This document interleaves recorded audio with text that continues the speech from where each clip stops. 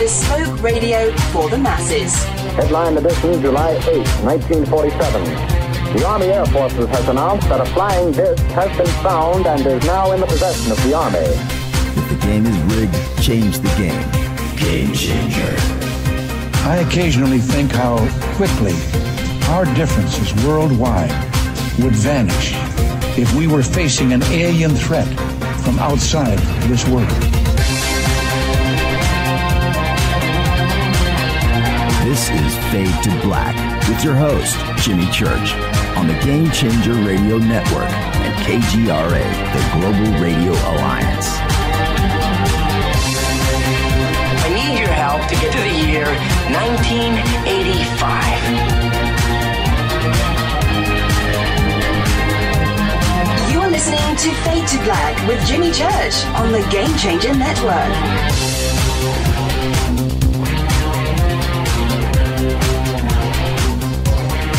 Good evening. Fade to Black. Bespoke radio for the masses. That's right. It is Thursday. Thursday, March 28th, 2019. 87 days into the new year. 278 days left. We are live from a bunker somewhere in the middle of beautiful downtown Burbank, California. And I would like to welcome everybody listening all around the world, all across the United States. Hither and thither, to and fro, back and forth, up and down, east and west, north and south, far and near. This is Fade to Black for KJCR, the Game Changer Network, and KGRA, the Planet. I am your host, Jimmy Church. That's right. What is cracking, everybody? It's Thursday night. It's Fadernight. Open lines all night long. Call-in number is 747-228-2051. I'll be opening up the phone lines at the bottom of the hour.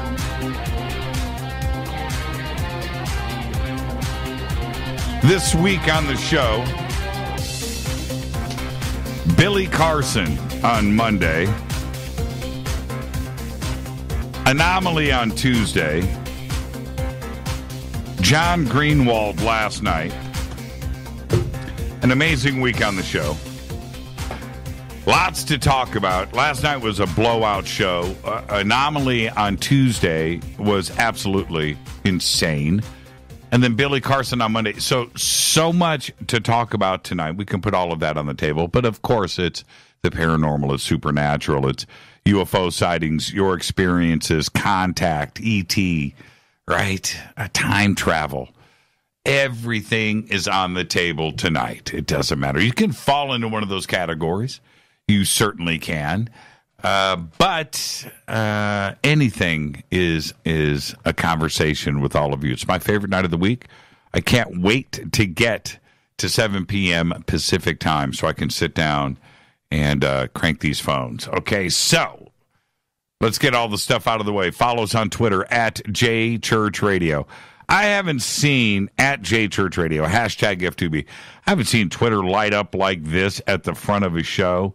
Let's see, 1, 2, 3, 4, 5, 6, 7, 8, 9, 10, 11, 12, 13, 14, 15, 16, 17, 18, 19, 20, 21, 22, 23, 24, 25, 26, 27, 28, 29, 30 gifts in 2 minutes. That's insane. Blip, blip, blip, blip. Well done. Well done. Follow me on Twitter at JChurchRadio.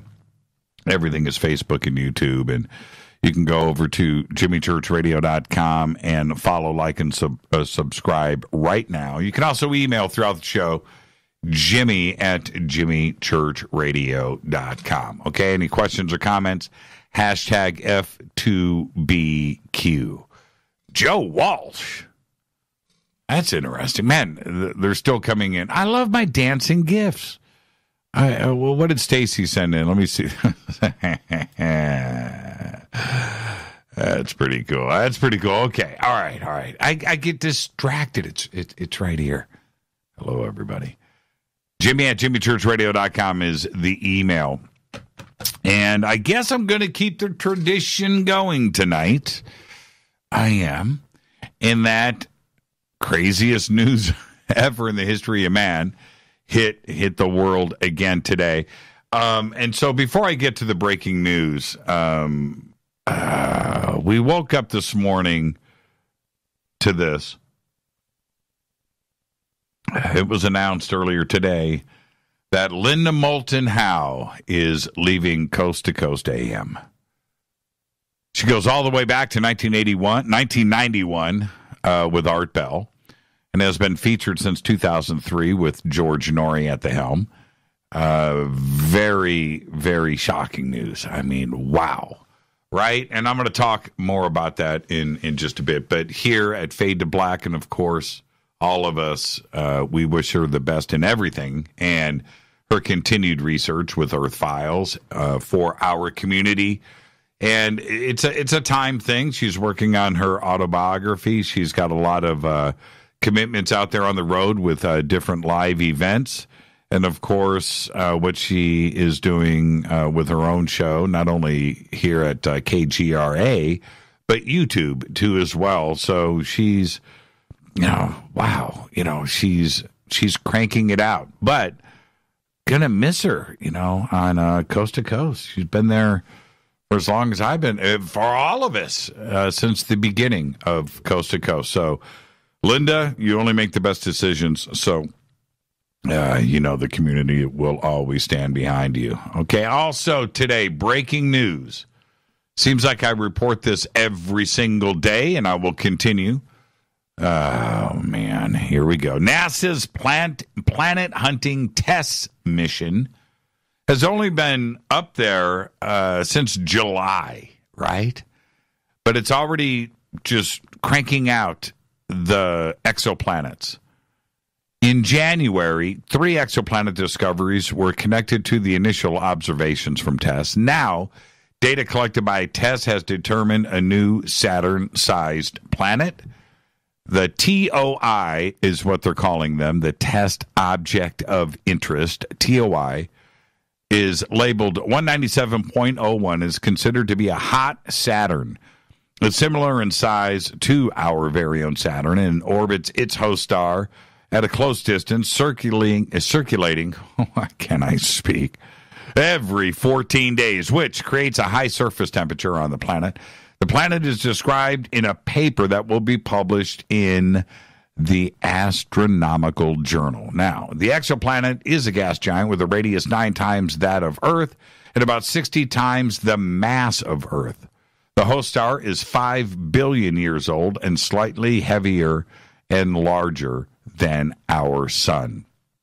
Pretty exciting. And I went through the numbers today, and this is just from TESS, but they're expecting another 1,500 exoplanet discoveries from TESS very soon that are already being mapped out. They have 408 that they feel confident, and this is just like immediate stuff since January. They had to get TESS set up, but 408 rocky planets. Yeah, Earth-type planets, 408. TESS, which is different from Kepler. TESS will be able to scan the entire sky, right? That's out in front of us. And, looking at ginormous portions of it for a few days at a time, doing all the math, right?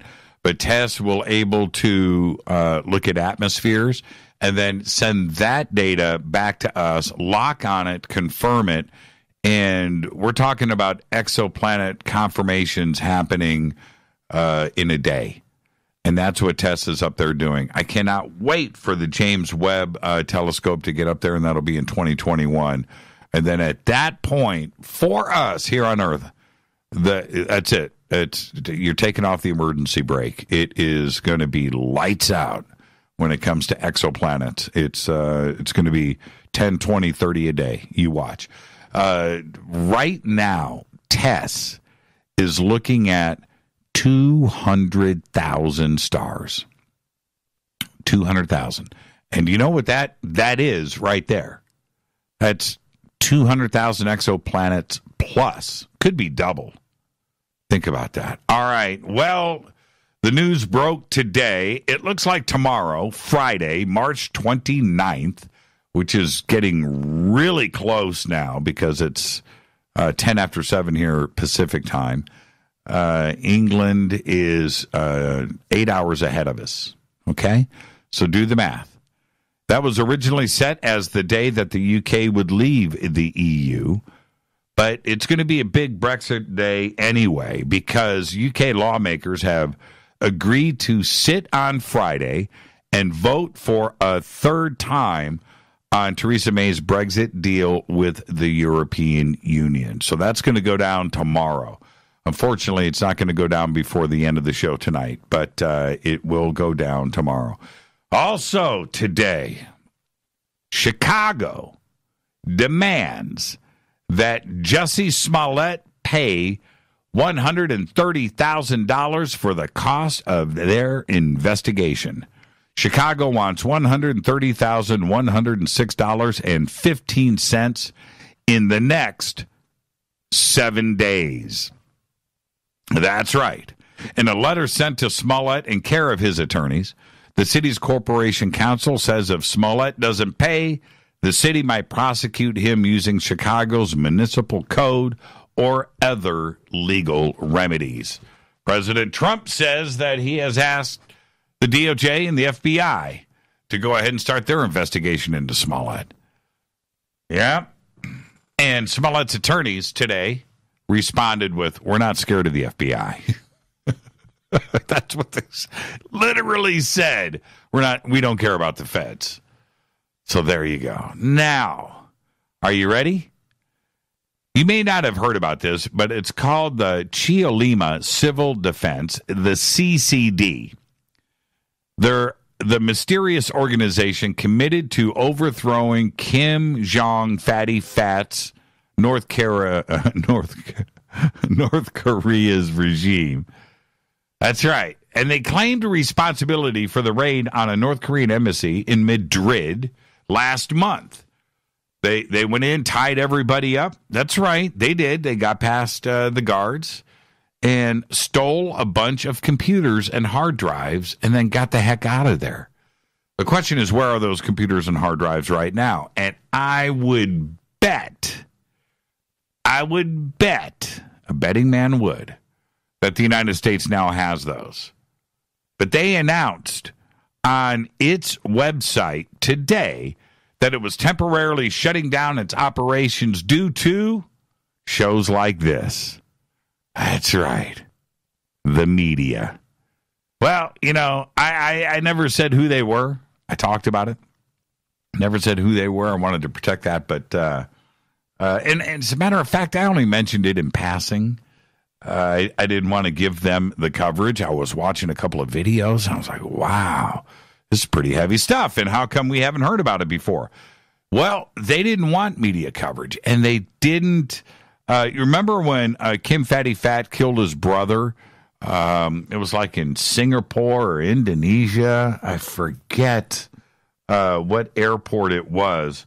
But remember with the toxins? Took him down in the airport, right? And the two ladies that went up to him and like brushed him and that was it. He was dead shortly after that. Well, anyway, his son, who is the nephew of Kim Fatty Fat, is being protected by this group, this CCD, and they released a couple of videos. And so I thought, you know, let's keep that on the down low. But the media picked up on it and started covering everything over the last couple of weeks. Since February, nobody knew who did the raid on the Madrid North Korean embassy. I can't move my chair. And nobody knew, and then it was revealed. I thought that was kind of uncool. But anyway, that's it. They're shutting down operations. I have the feeling they're going to keep moving forward, but there ain't going to be no Twitter account from here on out. I think they had a YouTube channel, too, as well as their website. Now, don't forget to, I saw a tweet today about the Surfer Music app saying, Church, you are absolutely right. Get the Surfer streaming music app. It's available free for download. Just go over to jimmychurchradio.com. Click on the Surfer banner. It will take you straight to Surfer. That's surfr.fm, their little website. And that's it. You just download it right there, and you're done. You're off to the races. Super easy, super fun, easy. No privacy, no email, no registering. All you do is download and start listening. It's very simple. Check it out today. That is the Surfer, SURFR music streaming app. Our next event is coming up. It is Contact in the Desert, May 31st through June 3rd in Indian Wells, Palm Springs, California, at the Renaissance Resort and Spa. Tickets and info are at contactinthedesert.com. Then coming up right after that is our 2019 Soul Tech 2.0. Soul Tech 2.0 over the July 4th weekend at the Sunrise Ranch in beautiful Loveland, Colorado. Sign up for tickets and info at soultechgathering.com. We also have, Rita, is this it right here? I'm looking at your Twitter feed. Rita should text me. Let me get this up right now. You can go and it's right here. I got it, Rita. Don't worry about it. I'll retweet. Thanks. Go get on our Facebook page. We have a Soul Tech official page. I've just put it up right there. We just launched it yesterday. Okay, so go and check it out. It's Facebook, Soul Tech official.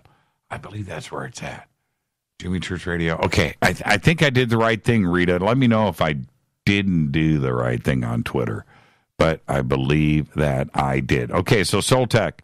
July 4th weekend. And when you go to soultechgathering.com, accommodations, food, full conference schedule, all of the presenters, everything is right there, soultechgathering.com. Okay, where am I at? Don't forget to subscribe to our podcast. It is just $2 a month. We have over 1,000 archive shows right there. Click on the podcast banner at jimmychurchradio.com. You can also become a Fadernight in our membership section on the site. And don't forget all of our sponsors here, like Life Change Tea, Ancient Life Oil. Man, I want to thank Ronnie for all of his support and everything that he did for us earlier this week. Thank you so much, Ronnie.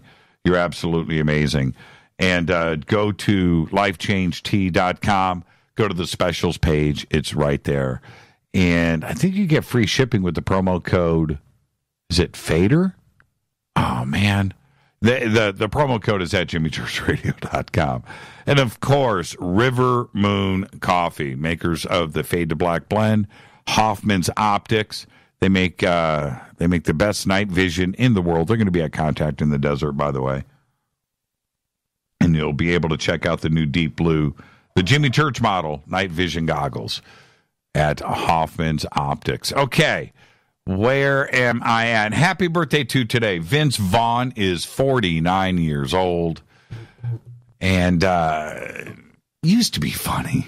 I don't know. But I like Vince. Happy birthday, Vince. He's 49 years old. On this day in history, 1979, it went down at 4 a.m. in the morning.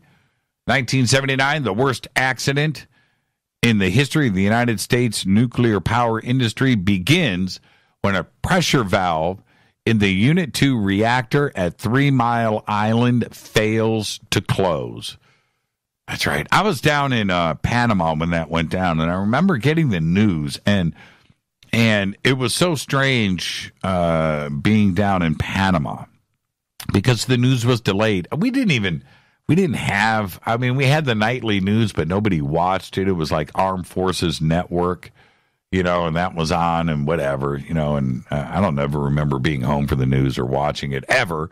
So we didn't have the news. And of course, obviously there was no internet. We didn't have cable television, nothing like that down there. So everything was delayed. And the news, if you pursued it, imagine living like this, would be the Miami Herald, which that newspaper was printed in Miami and then flown in on airplanes and then was available. So, but that meant that the news was like hours, if not a day behind, right?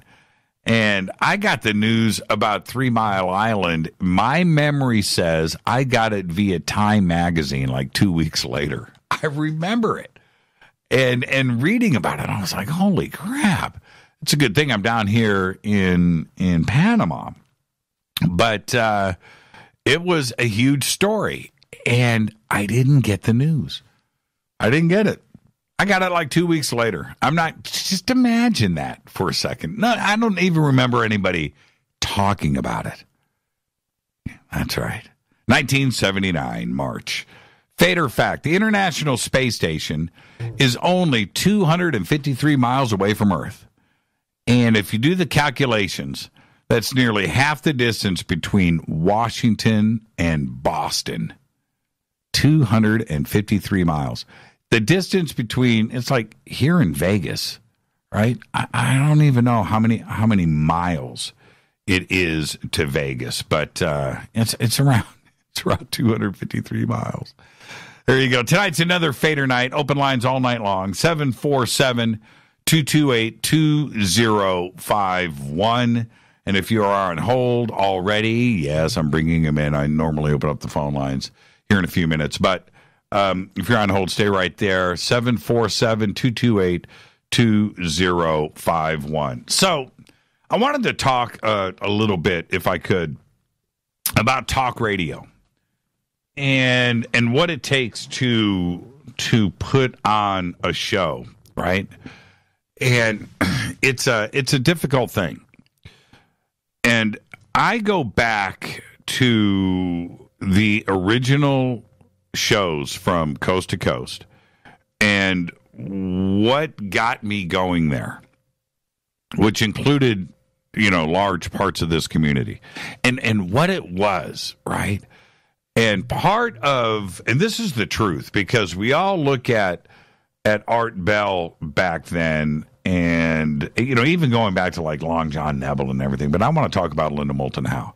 And so you go back to those original days of Art Bell, and today there's a general confusion about where Art was coming from back then.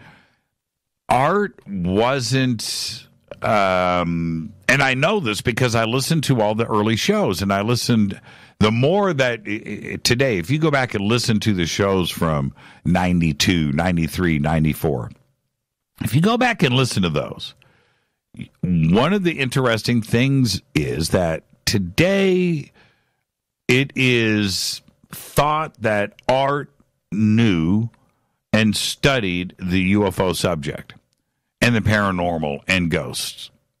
And you go back and listen to those shows and you find out something. He didn't, right?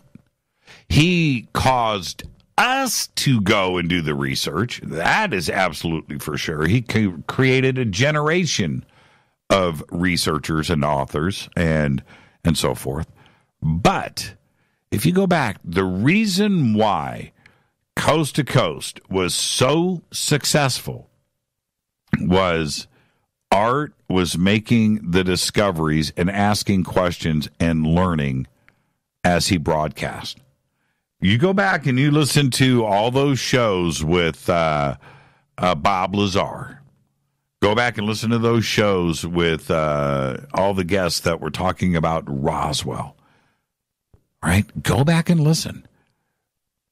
Art was learning, and so did we. And he would bring on guest after guest and lock us down overnight. And when you go back and you consider the Stanton Friedman interviews or the fantastic phone calls and Don Schmidt and of course Bob Lazar, but Linda Moulton Howe, Richard Hoagland, right?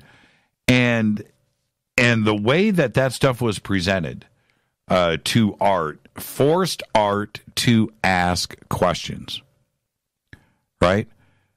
The trip, the journey that happened overnight, and Linda was brought into all of our homes. 28 years, right, of Linda Moulton Howe. And the shows that I've done with Linda were, especially the first couple of ones, and I always go back and think about the Thanksgiving special that we did with her so many years ago, and getting her to open up about what it is like to be a woman, female, in this genre of investigations and whatever you want to call it, fringe and paranormal and UFOs and the world. And that's why her site is called Earth Files. And so anything that she wanted to go after, she did. And she did it, with us on Coast to Coast, and would bring us all of those amazing things. And the shows that I did with her, for me, were easy.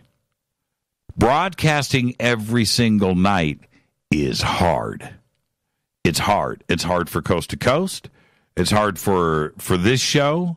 It's hard for Clyde Lewis. He's out there doing it every single night. To bring everything out every single night and keep everybody engaged, keep myself engaged, right? And that's where the magic is. And that's why I appreciate what Art did so early on, because he was figuring things out, and we figured it out with him. And he would bring on those guests, and those guests would guide him through. And Linda was a part of that and a part of our lives. And to get that news today, it bothered me. It bothered me, and George has been there since 2003. And George is now a part of our lives. And Linda and George and what they did for so many years, 16 years together, think about it. It's crazy. It's nuts. So with that, I know how difficult it is. And I know how long Linda has been doing it, number one. And number two, I know what her schedule is. And she broadcasts on KGRA. She's doing her YouTube stuff. She's always researching. She's always out there doing live stuff. And on top of all of that, she's got Earth Files. And it's crazy. It's tough. And I saw a couple of comments today, and I got a couple of emails where people were actually very wrongly saying, what's 2 hours a night on the radio? What's 3 hours a night on the radio? Linda prepares, and she takes it very, very serious in the way that she presents in front of this community. And it takes a lot of effort. And she's just running out of time. And there's things that, day to day and month to month. And there's other things that she wants to pursue. So I'm sad, but I'm happy at the same time. So that'll free her up to go out and get the research done and stay out there in front of all of us at the community. So, Linda, I'm sad, but I'm happy at the same time. And I just wanted to get that off my chest. With that, let's get straight to this break, because when I come back, we're opening up the phone lines. This is Fade to Black. I am your host, Jimmy Church, on the Game Changer Network and KGRA, The Planet. You can follow me on Twitter at JChurchRadio. Follow me on Twitter. It's right there. It is simple. And I'll be right back after this short break. Stay with me.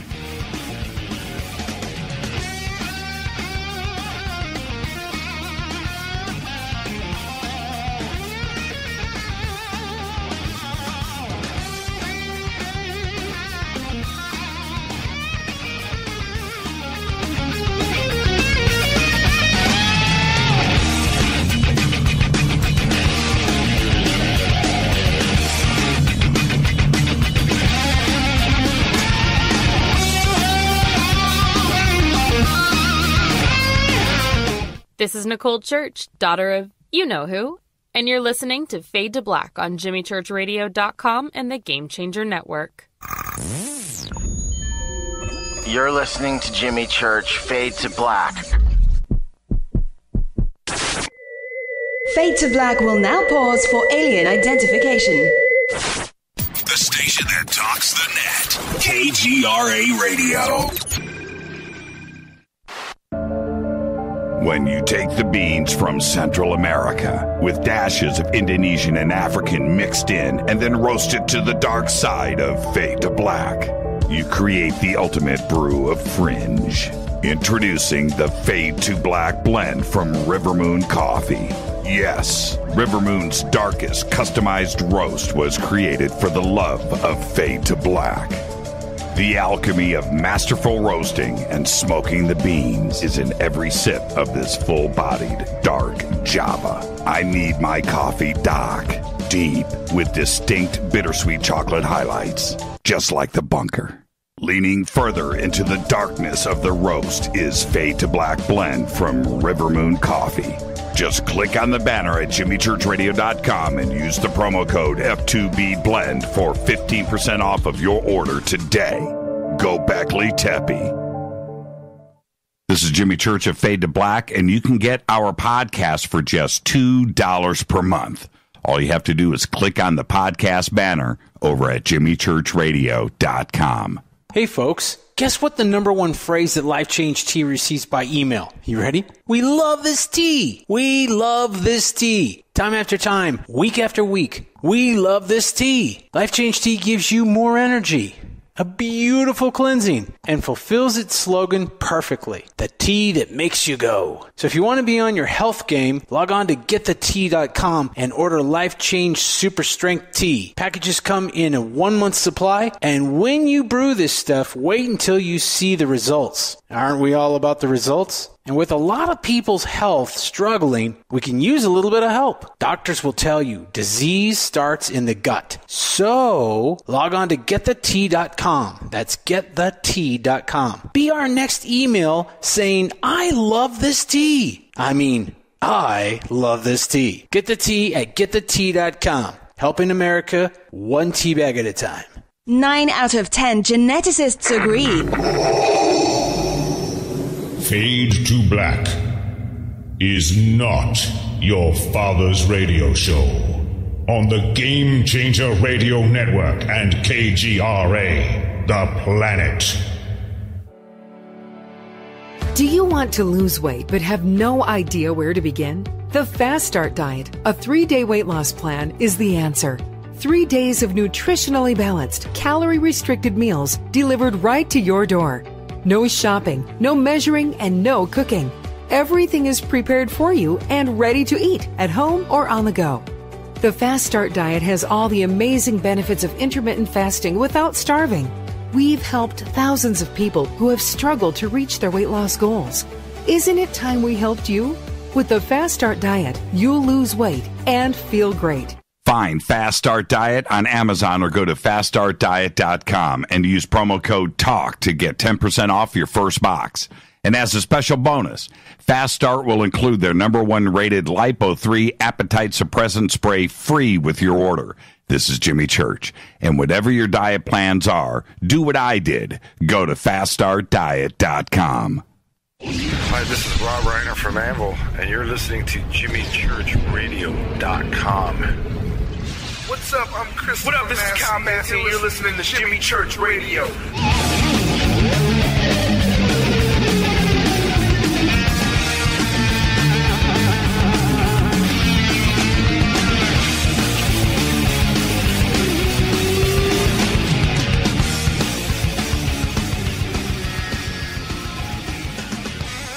All right, Fadernight, Thursday night. Open lines all night long. 747-228-2051. 747-228-2051. It's my favorite night of the week. So much to talk about tonight. And when you think about the week that we had here on Fade to Black, which to me, just makes it so special. But we're talking about Billy Carson on Monday night. Unbelievable presentation, and we're going to be doing that for the next 3 nights. It'll be a 4-part series. And then Anomaly, right? Anomaly was unbelievable on Tuesday, and I'm still getting email about how great that show was. And then, of course, last night, John Greenwald absolutely blown the doors off.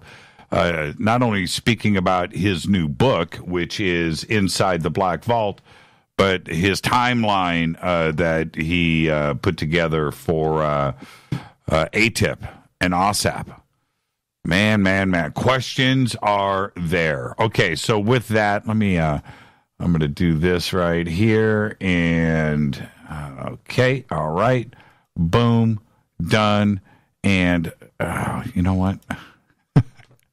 You guys are crazy.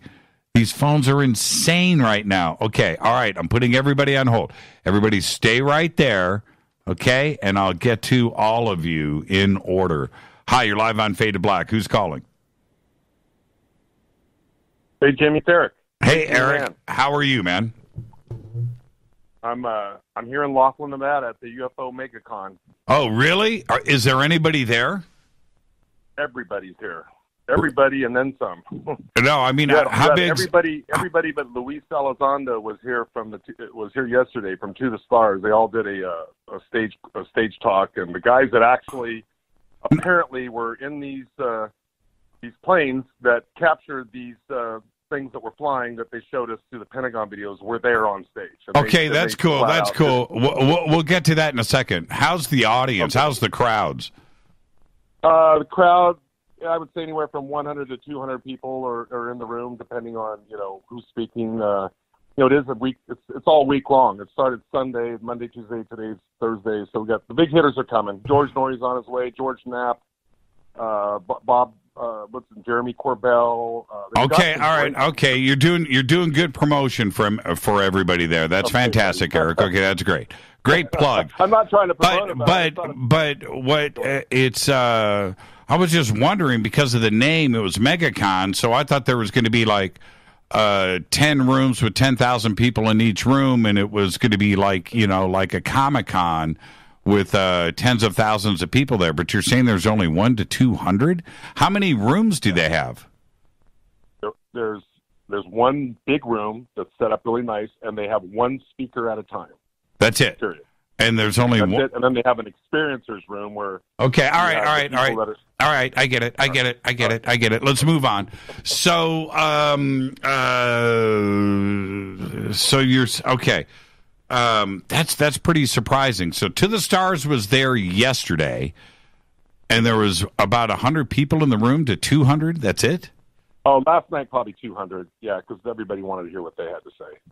Wow, that blows my mind. I expected more too, but people, we're getting a treat here. The best part about it is, these small conferences, you get to talk to people that you normally wouldn't get to talk to. Yeah, so I understand there's a rumor going around that you're a Richard Doty fan now and a convert, and he hypnotized you. You know what? It's plausible. Oh man. Well, okay. I just have to say this. I'm pretty open-minded. I'm trying to be fair with everybody. I don't. You got to speak. You got to speak up, Eric. I've got you cranked here in the studio, and you're very weak. Okay, is this better? Can you hear me better now? Okay, I'll deal with it. The best I can here.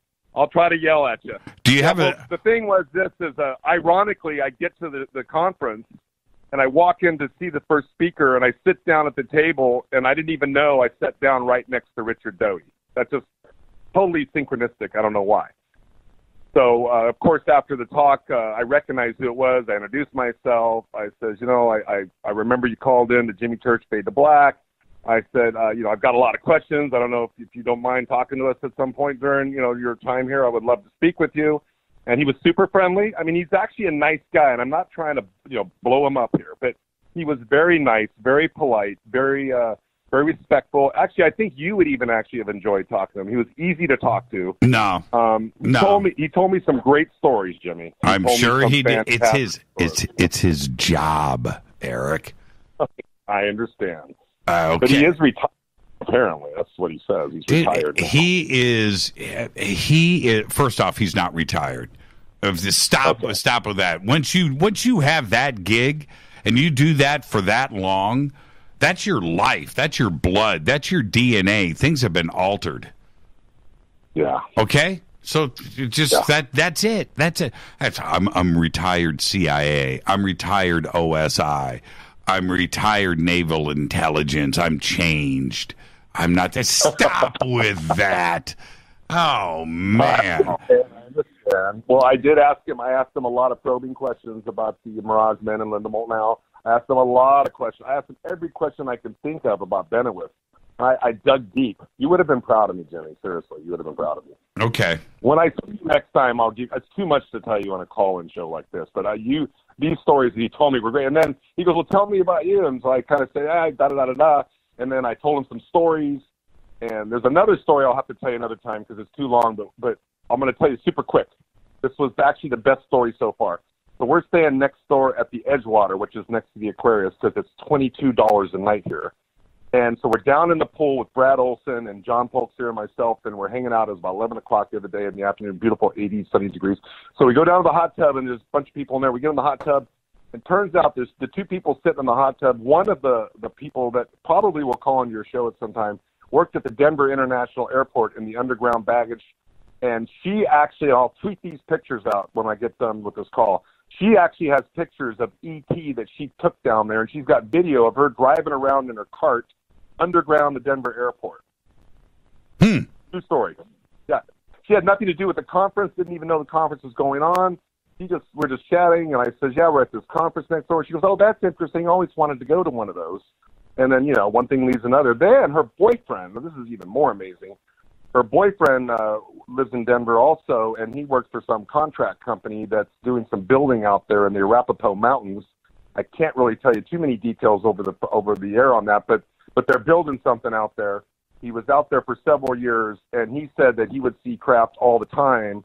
One time he saw a craft come literally out of the mountain up there and come and spun around. He saw it move. He said it moved 15 miles in seconds. It paused, spun around, and then took off back into the mountain. And he said just minutes later, two black, helicopters come flying around trying to find the thing. And what was interesting is where they're staying up there, it's one of those compartmentalized programs where they're there for a few years working on their contract, and then they got to leave. So they never know what they're doing completely. But the other people that are staying in the housing up there, they get together at night, they drink beer, they tell stories. So there's a lot of stories there that I'll have to tell you at another time, but you're going to love these stories. Trust me, you're going to love these stories. All right. Well, have fun there. And have you played any slot machines? No, but there's a guy named Harry Drew. You heard of Harry Drew, by the way? Yeah, he's been on the show. Yeah, he's a good guy. He's got his book, just came out with his book. It's pretty amazing. He's talking about the two crashes in Kingman, Arizona. Yep. The one landed in Arizona, and he was good friends with Wendell Stevens, as you know. Yes. I don't know if you know this. You probably do, but I didn't know this. Wendell Stevens worked in the crash retrieval program. Yes. Yep. He talked about it a lot. He did, yeah. It was pretty interesting. So anyway, that whole story came out, and Wendell says that he knows an area not too far from where we are, where he thinks it's not Wendell, excuse me, Harry says an area not too far from here where he thinks it's like a vortex area that he's been to, and he saw these glowing beings there, and he says this was just a few years ago. So John and I are going to go out there and see if we can see some glowing aliens out there. All right. Well, I thought you were going to tie Harry Drew into a slot machine story. That's right. So this is long story short, Harry Drew is also an experiencer, although he doesn't talk about it, and it's not his book. I got to spend about 3 hours with him today, actually, and he's an experiencer, and he says that he has this ability. He doesn't really know how he has this ability, but he can walk into a casino and sense which machines are hot, what's going to pop. And he says that every time he hasn't done it in 6 years, he said, but there was a period of time there we can walk in and he was constantly winning all the time, and they would watch him. And they would comp him rooms. He says, yeah, they wanted their money back, so they give me a 30-day comp on the room, or give me a suite, give me all my food and drinks, but I just kept winning. So eventually they wanted me to leave. But he told a funny story. One time he was sitting at this one slot machine, and there was a lady next to him, and she was playing the slot machine, and she's losing. So she says to Harry, oh, I'm done with this. I'm out of here. Harry says, no, don't leave yet. You're going to win soon. And she goes, are you serious? Are you sure? How do you know that? He goes, I know. Just keep playing. And he says within minutes, he hit the jackpot. And so anyway, I thought that was pretty cool that this guy, somehow he's got some sort of a kinetic, whatever you want to call it, ability to be able to win on the slot. So I'm going to try to get him to spend a little time with me tomorrow night on the slot machine. Yeah. Do that and promise me. And if I win, I'm going to make a donation to Fade to Black. Okay, in the honor of Fade to Black in this phone call tonight. Okay, all right.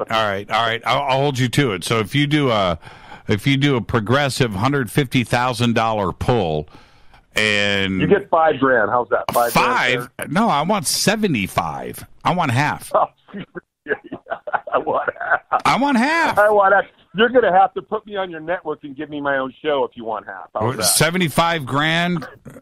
Yeah, I'll give you $75,000 if you give me a show. Okay. All right. Oh, there he goes. He likes that idea. All right. Okay, one last thing. Okay. There's somebody that's probably going to call you tonight.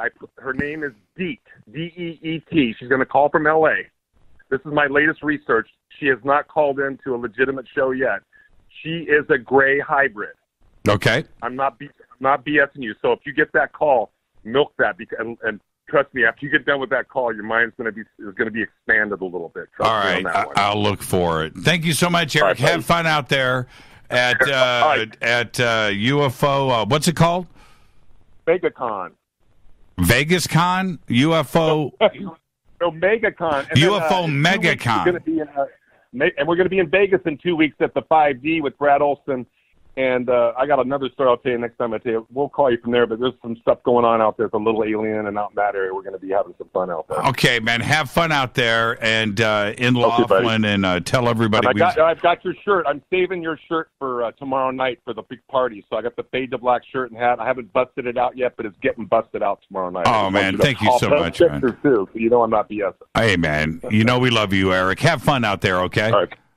All right, take it easy. I'll talk to you. Eric, Awakening Man, out there in, he's in Laughlin, Nevada at the UFO MegaCon,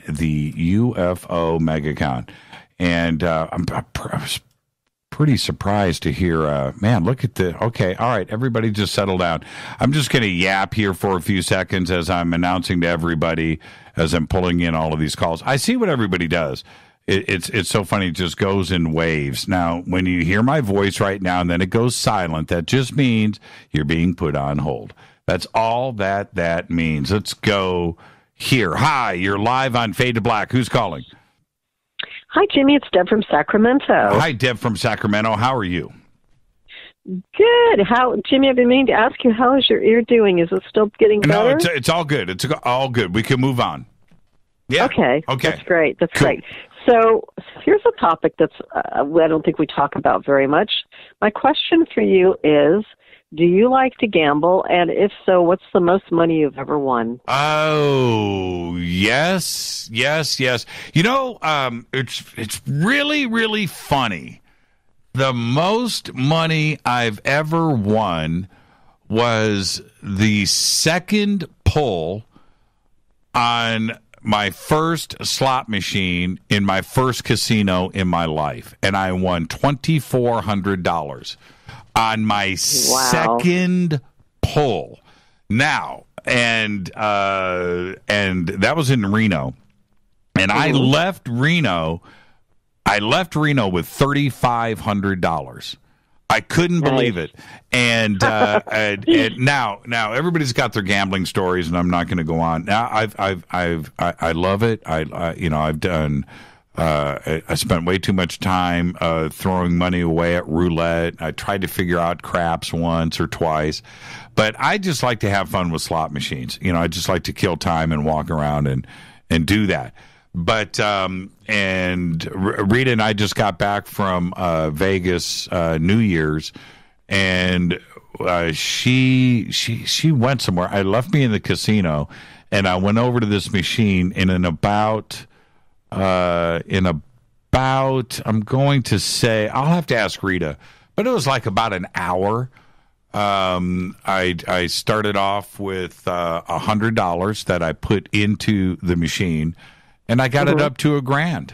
Got it up to $980, and I cashed out. Yeah, and I took a picture of the receipt, right, and I sent it to Rita. I was like, ha, ha, ha, ha. Do you remember what kind of slot machine it was? I don't know. I don't remember. But yeah, I enjoy it. I like Vegas. I like gambling. It's cool. Oh, Very I like blackjack. I forgot to mention that. I like blackjack too. So there you go. All right. Anything else tonight? Well, I wanted to share a quick gambling story that it happened to me years ago by accident. My friend and I were at the county fair, and we discovered horse racing. We went into the satellite center to use the bathroom. It's like, what's all this going on? So we got kind of hooked on that for a while. And then after we were going on a regular basis, one night I had a very vivid dream about 3 numbers because I wanted to play a trifecta and an exacta. Are you familiar with horse racing at all? A little bit. A trifecta is where you pick the winner, second, and third place, basically. Right. So I've got my 3 numbers. I want to go to the track. My best friend's busy on a Friday night. My neighbor, Michelle, is home, and she's like ready to practically, her and her husband are being evicted. They can't pay the rent. They've got 2 kids. She's really in a low place. So come with me. I said, I don't want to go there alone. Come with me. I'll buy you dinner, some beers. We'll have a great time. I said, I'll buy you some bets. I said, if I win, I'll give you half. And I never say things I don't mean. So I played the 3 dream numbers, the 147 I dreamt about. I hit the trifecta, won $4,500, went home, handed $2,000 over to her. They paid their rent. They bought some really good weed and I think some pizza. So the universe orchestrates to, help people. And I believe through that time, specifically, it was designed to help me help them because they really needed the money. And I never seem to win a lot unless there's someone with me that I know really needs the money, and then I always give them some, like a good amount to help them out. So it's funny how that happens. But it's never where I win just for me. It's always, I only win a lot if there's someone with me that I know needs it, and then I share it with them. Yeah, that's cool. That's cool. So, can't beat that. It makes it even more fun, though. You can never do wrong by sharing. Yeah, you can't beat that. I like gambling.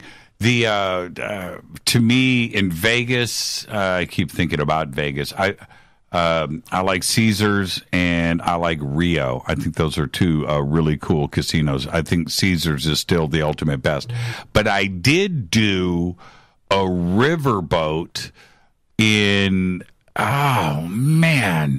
like Kansas City, I think it was. I got to think about that for a second. And you had to get a boarding pass, right, to get on. It was like this weird thing that you had to do.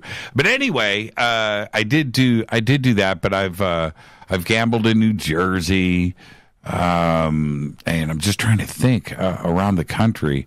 And lots of times I've been to Reno and Tahoe and had great times up there. But for me, it's just Caesar's Palace. I just like Caesar's and I like Rio. So there you go. Yeah, the first machine you hit the big one on, was it? Do you remember if it was a dollar machine or a quarter machine? It was a dollar machine. I went up. Okay. We got to Reno at 2:00 in the morning, and we went to, it was Harvey's. And we had to meet somebody there. And so we go in, and my friend that I drove up from L.A. with, he's going to go and grab this friend of his that we needed to meet. So I wound around. I've never been in a casino. And I walked up to this machine, and I got a roll of $20 from a change person. And I'm looking in, it was like $2. So I put $2 in the machine, and I pulled the lever. I didn't know what I was doing. I put in $2 more, and jackpot. And the casino was kind of empty. And there was a lady next to me, an older lady, like in her 70s. She goes, "I was playing that machine all day today." Right? Oh no! And so they anyway, always say that. I don't even know what's going on. Right? And she goes, "You won $2,400," and I thought she was joking. And I really, and the floor manager comes up and the change guy and they put the key in the machine, and I'm just standing back. I'm going, what? And it gave me like $500 in dollars, right? In silver dollars in buckets. Yep. So I got like 4 buckets of money or something, if my memory's right. And then they count out the rest in $100 bills. And there was this little change guy. He was like 20 years old. And he comes up to me and he goes, "Hey, man, get out of the casino now." That's right. And I was like, "What?" He goes, do not, just leave." He whispered it to me. So I took the money and I walked away. I remember they made me put in like another $1 into the machine to reset it. And I did that, and I just walked around the casino. We left a few minutes later, and I came back the next day just cocky, walking around, $100 on red, win. It feels like magic when it happens like that. You really feel like that's magic. It's like a miracle. I went back to L.A. I think I got to Reno with like $100 in my pocket. And I wasn't even planning on gambling. We were up there for some other stuff, but we drove back to L.A. and I had $3,500 in my pocket. It was great. I'm rich, bitch. It was great. It was I was a lot of fun to be around in Los Angeles right after that. All right, Deb. Okay, Jimmy. I better let you go. Lots of calls. Have a great night. Take care. Have a great weekend. You too. Okay, thanks. Bye. Deb from Sacramento. And with that, let's see here. I'm going to go here next. If you're on hold, stay right there. This is Fade to Black. It is Thursday night. It is Fadernight. Open lines all night long. 747-228-2051. 747-228-2051. This is Fade to Black on the Game Changer Network and KGRA, The Planet. I'm your host, Jimmy Church. It's Fadernight. It's Thursday. Your conversations all night long. I'll be right back after this short break. Stay with us.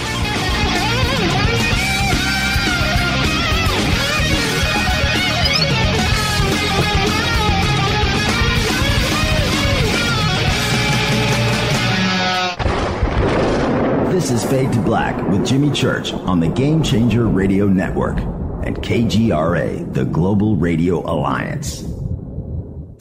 This is KGRA Digital Broadcasting Station, Salt Lake City, Utah, Van Buren, Arkansas. Introducing the new Surfer Music app. Listen, Fadernauts, you know I love my music. This is my go-to for all things notes. The Surfer app is a brand new concept in music listening. Surfer is free, providing unlimited access to thousands of live streaming radio stations. Surfer is an exciting, interactive listening experience. Discovery and surprise are built right in. Surfer is your destination to discover and rediscover great live streaming music. It features high-quality audio streams, free access to music from thousands of live streaming radio stations, unlimited listening, unlimited skipping. You get a music visualizer, and you can also select your favorite channels. Get it at the Apple App Store or Google Play. Just search Surfer Music or click on the Surfer banner at jimmychurchradio.com. Go Beckley Tappy. Folks, this is very important information. What's to be said about CBD?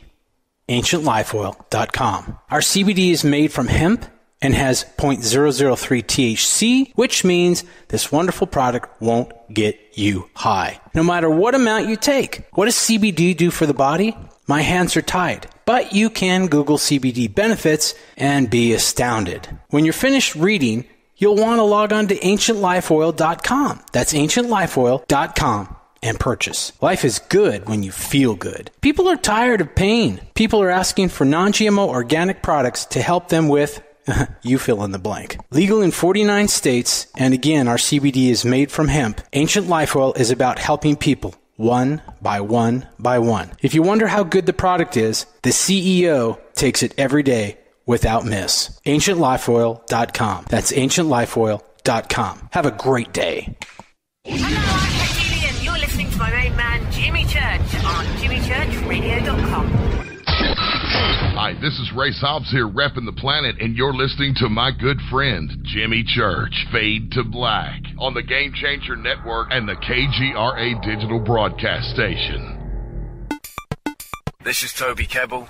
You're listening to JimmyChurchRadio.com. Don't hurt me, Jimmy. I'm only little. Hey, I'm Adrian Grenier. And this is Ari Gold. We're the Honey Brothers. Yes. We're of the Honey Brothers. Hey, I'm Adrian Grenier. And I'm Ari Gold. We're the Honey Brothers. and you're listening to Jimmy Church. The Revolution. Reclaim your active lifestyle with Angioprim. Angioprim is the original liquid oral chelation supplement. Chelation helps remove toxins, heavy metals, and cholesterol in your veins and arteries that can cause blockages. Scientific research proves the active ingredient in Angioprim has superior oral chelation action that helps promote cardiovascular health. Find out more. Go to angioprim.com. Talk to a trained consultant by calling Angioprim toll-free 877-882-7221. This is Jimmy Church of Fade to Black, and you can become an official Fadernight by just going to our membership section at jimmychurchradio.com. Hey, it's Grace. Can we talk about something serious for a minute? Your age. Getting old has its perks. But remember, being a few years younger, you know, your hair was thicker, you didn't have so many wrinkles, that extra weight wasn't haunting you, and you just felt better. Well, we can't turn back the clocks and go back 10 or 15 years, but you can start feeling and looking 10 or 15 years younger with Nature's Youth RSF. It's a doctor-formulated daily supplement that helps your body maintain its peak performance and fight the aging process. Imagine sleeping better, looking better, and feeling better. See how Nature's Youth RSF has helped thousands of people just like you at nature'syouth.com. nature'syouth.com. Imagine how it will feel when your family and friends are asking you what you did to look so good. Your secret will be Nature's Youth RSF. It's time to start looking better and feeling better. Learn more and order your Nature's Youth RSF at nature'syouth.com. That's nature'syouth.com. That's nature'syouth.com. Hello, this is Serena Wright Taylor from Conscious Life Expo, and you're listening to Fade to Black with Jimmy Church, who holds the Lucky Pony record for the best astrological chart since 1963. True story.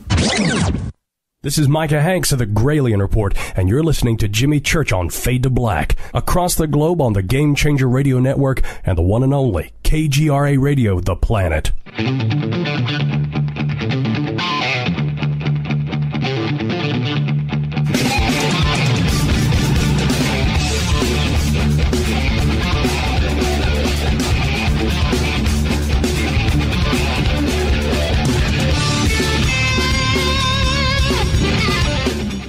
Welcome back. Fade to Black, Thursday night, Fadernight. Open lines all night long. Great calls already tonight. Eric, Awakening Man, hanging out with Richard Doty. That was worth the price of admission tonight, kids, isn't it? All right, let's go back to the phones. Hi, you're live on Fade to Black. Who's calling? This is Dan. Hi, Dan. Where are you calling from? Kalamazoo, Michigan. Kalamazoo? Yeah, I talked to you on the Arthur. I know you spent some time here when you were younger. Yeah, I lived in Kalamazoo. Yep, I sure did. Right above Western Michigan. Right there. Yeah. Redwood Drive. So there you go. Okay. Okay. Well, yeah, so where I'm at is like, just think of the your show. Okay, you need to, Dan, you need to speak up into your phone, man. Okay. Hello? Can you hear me? Okay, let's give it another shot. Okay, say that again. Yeah, I mean, since I've been listening to your show, I've been like Giorgio Stogno says there are no gods, and it just kind of set me free. And from there, I just kind of like really tuned it in, you know? Well, thank you for that. And what kind of purpose do you use? I got some heavy ones. I graduated from the FinTech. Okay, Dan, I can barely hear you, and that means if I can barely hear you, the audience can't hear you either. So, okay, can you hear me now? Yeah, can you hear me now? That's better. Okay. Okay, I'm sorry, I had you on speaker. Okay, now, what was the question? What kind of guitar picks do you use? Oh, what kind of guitar picks? I like Fender Mediums. That's what I like. Okay, do you use the turtle shell, or do you use the regular? Yeah, nope, I like those. The tortoise shell, and they're slick. But I'll tell you a secret, okay? And I'll hold one up here now. I don't have. Here you go. Okay, so here's a green Fender tortoise shell, right? Okay. And I'm holding it. I'm holding it up to the camera, and what I do is I sharpen them, and I sharpen them on carpet. See, so I get this. Wow. I get this. I'm holding it up. See that point that's on So, like, here is a regular, I'll hold up a regular pick. And it doesn't matter what it is, right? There's a regular pick. You see the round end, right? Now, watch this. I'm going to do this live on the camera. This is 2 rubs on the carpet on each side. See how round it is? Okay, so then I do this. I'll bring, okay, I go down on the carpet, and then you do this. 1, 2 on one side. You flip it over. 1, 2. That's it. Now Now look at the camera. It's sharpened. Look at that. Wow. Just like that. The thistles. On carpet. And so I sharpen all of my picks like that. And that is my trick. And that is no joke. Look at that. 2 strokes. It's like this. 1, 2. Turn the pick around. 1, 2 on your carpeting, and it sharpens the picks. And look at it. It's like an arrowhead, and that was rounded like a regular pick. So that's what I do. That's my secret with my guitar picks, Dan. Cool. Pretty cool, huh? Have you ever heard any stories about having more like intimate encounters with extraterrestrials? I have no idea what you're referring to, but it sounds like you're going into a zone on a family show that we probably shouldn't do. Okay. I'll probably want to talk about that then. I'm sorry. It's okay. That's okay. We'll leave that to everybody's imagination. About it too much anyway, but okay. Yeah. Right. What kind of guitar do you play? I just got a Fender Squier. I was thinking about getting a Mexican Strat. Is that a Mexican Strat behind you? No. No. This one, that is an American. Here, I'll show you the back. It says AM right there. See that? AM. This is an American Strat. Ooh, that's nice. Yeah, that's pretty cool. I can't decide between. I got the HSS set up. I kind of like it, but I was thinking about single coils. I'm kind of thinking about getting an Epiphone. I just got a PV. I tell you what I really like is this PV Bandit I just picked up. Yeah, PV Bandits are cool. We've all had one of those over the years. And this Strat, since we're talking music, Seymour Duncan is sending me some Yngwie Malmsteen pickups that I'm going to put in there. And it's going to sound great, but I'm going to change the pickup covers on it. So I'm going to take the Seymour Duncan YJMs off. And I'll keep it stock looking, so everybody's going to go, man, that sounds amazing. And the SRV I'm not going to touch, but there you go. So that's all stock. And then I've got another. I've got on there. Yeah. And then over on this wall, I have 2 more Strats. I have a red one and a blue one, and both Americans, both stock. But I think I'm going to go YJMs in those. And the Jackson over here, and then there's some other stuff. What I will do next week on the show, maybe I'll break out all the guitars and maybe we'll talk about it, because I love talking guitars. I love talking guitars and UFOs. Yeah, UFOs and guitars, man. It's perfect. You ever do anything with like a P90 pickups? I know the Les Paul has the P90. Some of them do. This Les Paul here has the classic 58 humbuckers in it. This one here, but the going back to that, I had a Les Paul Jr. that had P90s in it. And that guitar, which I traded away my senior year in high school, and I wish that guitar, those P90s had a sound. And I can't believe I did that. But I wanted humbuckers, and I traded that away, and I traded that away for an Ibanez Artist, an AR-50 black. And that's the guitar that got away from me. That original Ibanez, made in Japan, 1980 AR-50, was one of the sweetest guitars I've ever played, ever sounded in my life, and I traded that thing away. And they're going for big dollars today. And, I regret that. Well, listen, Dan, have a great night, man, and keep picking, okay? Thank you, sir. For sure. Thanks a lot. See you out there in Burbank, or contact in the desert one of these days. You got it, man. I'll see you out there for sure. Thanks, Dan. Bye. Thanks, Dan. Guitars and UFOs. Does it get any better than that? Does it get any better than guitars and UFOs? It just doesn't. And you can get me sidetracked really, really, really quick when we get into that discussion. Stay on the phones. Hi, you're live on Fade to Black. Who's calling? Hi, this is Angie Reedy from Huntington Beach, California. Hi, Angie. How are you? I'm fine. How are you? I'm doing fantastic. What's on your mind tonight? I wanted to know if you like the dual rectifier Mesa Boogies over the Marshalls. Really? Okay, two different sounds though.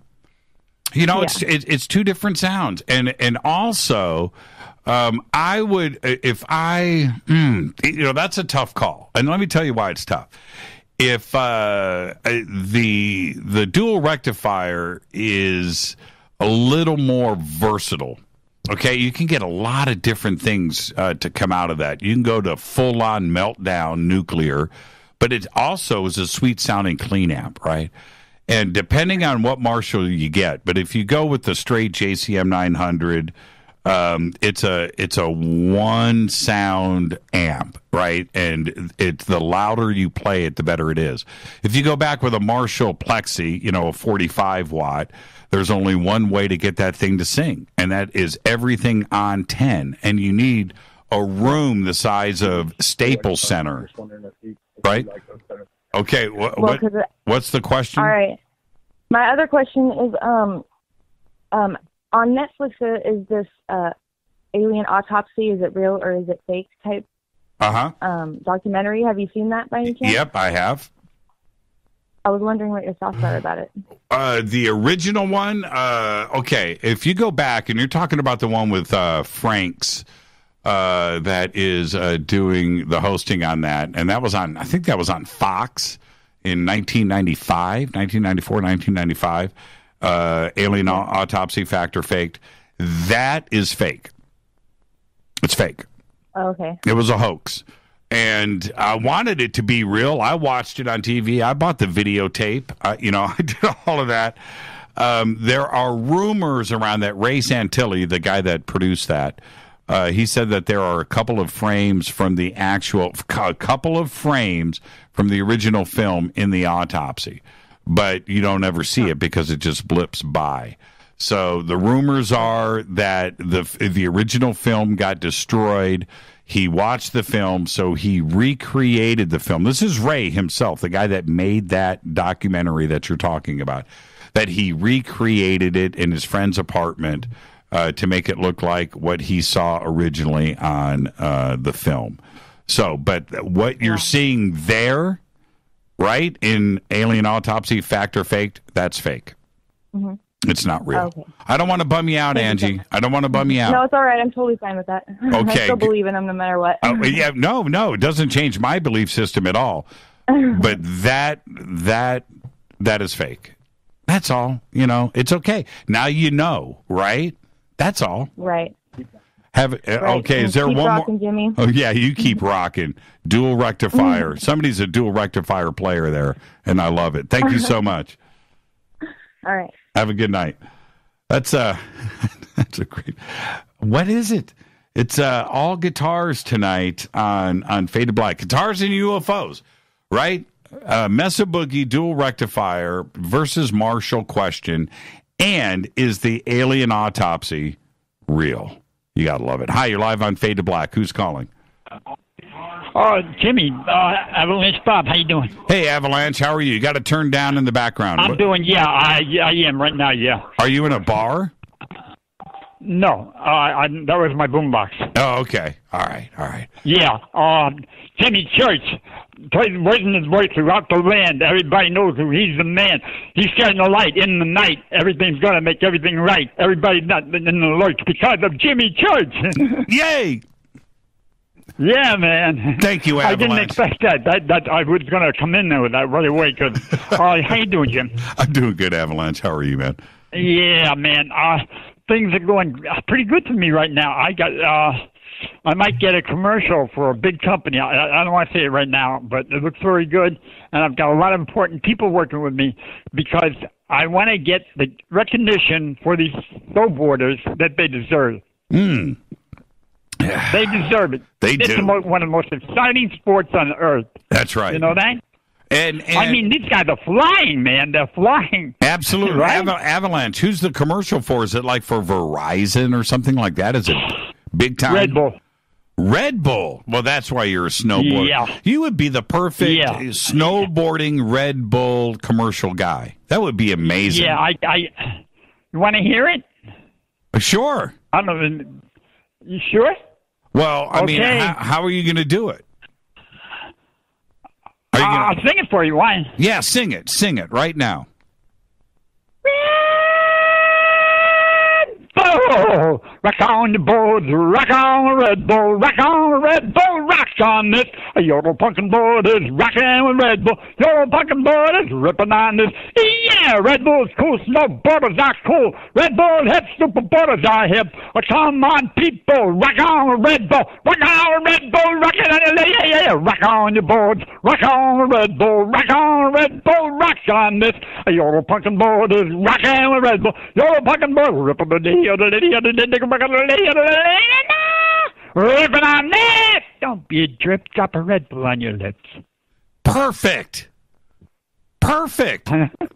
Yeah, Avalanche. I'm trying to get it out there. People love it, and what did you think? Hey, Avalanche, what did you think about the Red Bull stunt that they pulled in Los Angeles last week, where they had? Did you hear about it? Everybody thought it was meteors or an alien crashing a flying saucer in downtown Los Angeles, and it turned out it was Red Bull dropping guys out with the wingsuits, right? No parachutes, the wingsuits, out of helicopters, and they had fire shooting off of them with all this heavy smoke, and it looked like meteors. And so everybody was freaking out. The Los Angeles Police Department, they didn't know what was going on, and they ended up they posted a tweet and they said, "Hey, this is Tinseltown, right? This is Hollywood. The movie industry is shooting here all the time." Somebody, really. And they thought somebody knows somebody in the company, and I've been trying to get this commercial to them because, I mean, it'd be such a great thing for snowboarding. I mean, they're behind snowboarding all the way. Yep. And, it's recognition for these super boarders, and I got an idea for the way it would be done. Uh-oh. I lost... am I still broadcasting? Okay, the phone lines just went down. All of them. Everything that was just on hold went down. Okay, that is absolutely nuts. Okay, let me try this right here. That was bizarre. That was bizarre. Okay, if you're on hold, stay right there. That was trippy. Avalanche, I apologize for that, man, but the whole phone system just went down. And I don't know what to do with that. So I'm going to reset, and I'm watching everybody here. Wow, that was trippy. So if I'm bringing you back in and putting you on hold, we'll see, okay, what's going on here. But that was weird. Did you hear the sound that it made? It like fizzled out, and I know that you saw me spin around in my chair here to look at all of the computers to see if we were still broadcasting. And let me do this here as well. Looks like we're still live, and I think we are still live. So with that, if you can hear me, let me know. Let me know on Twitter really quick that we are still up and active. Wow, that was disturbing. Okay, I should have everybody on hold right now. Okay, that was trippy. Okay, let's go here. Hi, you're live on Fade to Black. Who's this? This is Chloe. Hi, Chloe. Were you on hold? Yeah. Yeah, and everything just died, didn't it? Yeah. Well, I don't know. I didn't hear anything die. I was trying to get this thing turned off. Okay, that's okay, Chloe. But turn me down in the background, please. Yeah, I'm trying. I don't know how to turn off that phone. Okay. It's not my phone. hang up. Then I'll take it in the other room. Okay. I'm going to take it in the other room. Chloe, we're live. Chloe, we're live on the air now. We got to do this. Okay. I wanted to tell you about some of the things that happened in the Peoria house in Arizona when we used to live there. Okay. Do you have me on speaker or something? Okay. Wow. Is that better? Okay, that's better. Okay. Peoria house. What happened? Well, I've had experiences my entire life, and it seemed to escalate when we moved into that house. And there was more activity in that house than anywhere else we've ever lived. The Peoria house is the house where the spheres appeared, and my husband and I encountered, which moved through me. It's also the house that when we walked out, we were out back one night. We had a really nice backyard, and on our way back into the house, we see this craft of some sort that looked more like the back end, I think I've told you about this, of a garbage truck than anything else. It was just this rectangle, but it was huge. It was only about maybe 100 feet above the house. I think it was probably lower than that. Went right over our house, going about 25 miles per hour. Was black, but it had a hint of brown to it. And it didn't make any noise. And it, like I said, it went right over the house.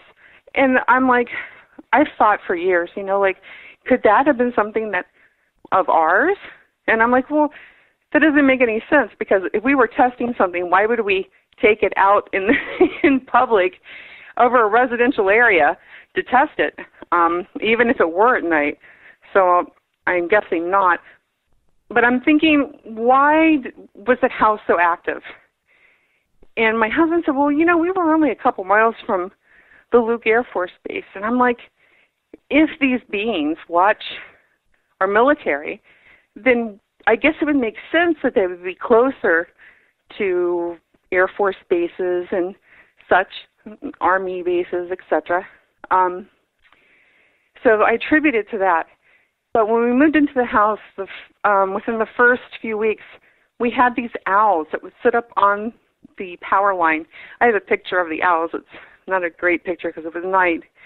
But they were there for like the first, over 6 months that we lived there. And I could hear them out the window sometimes at night. I would look out. We'd go out there in the spa, and they'd sit up there and watch us. And so we had the owls.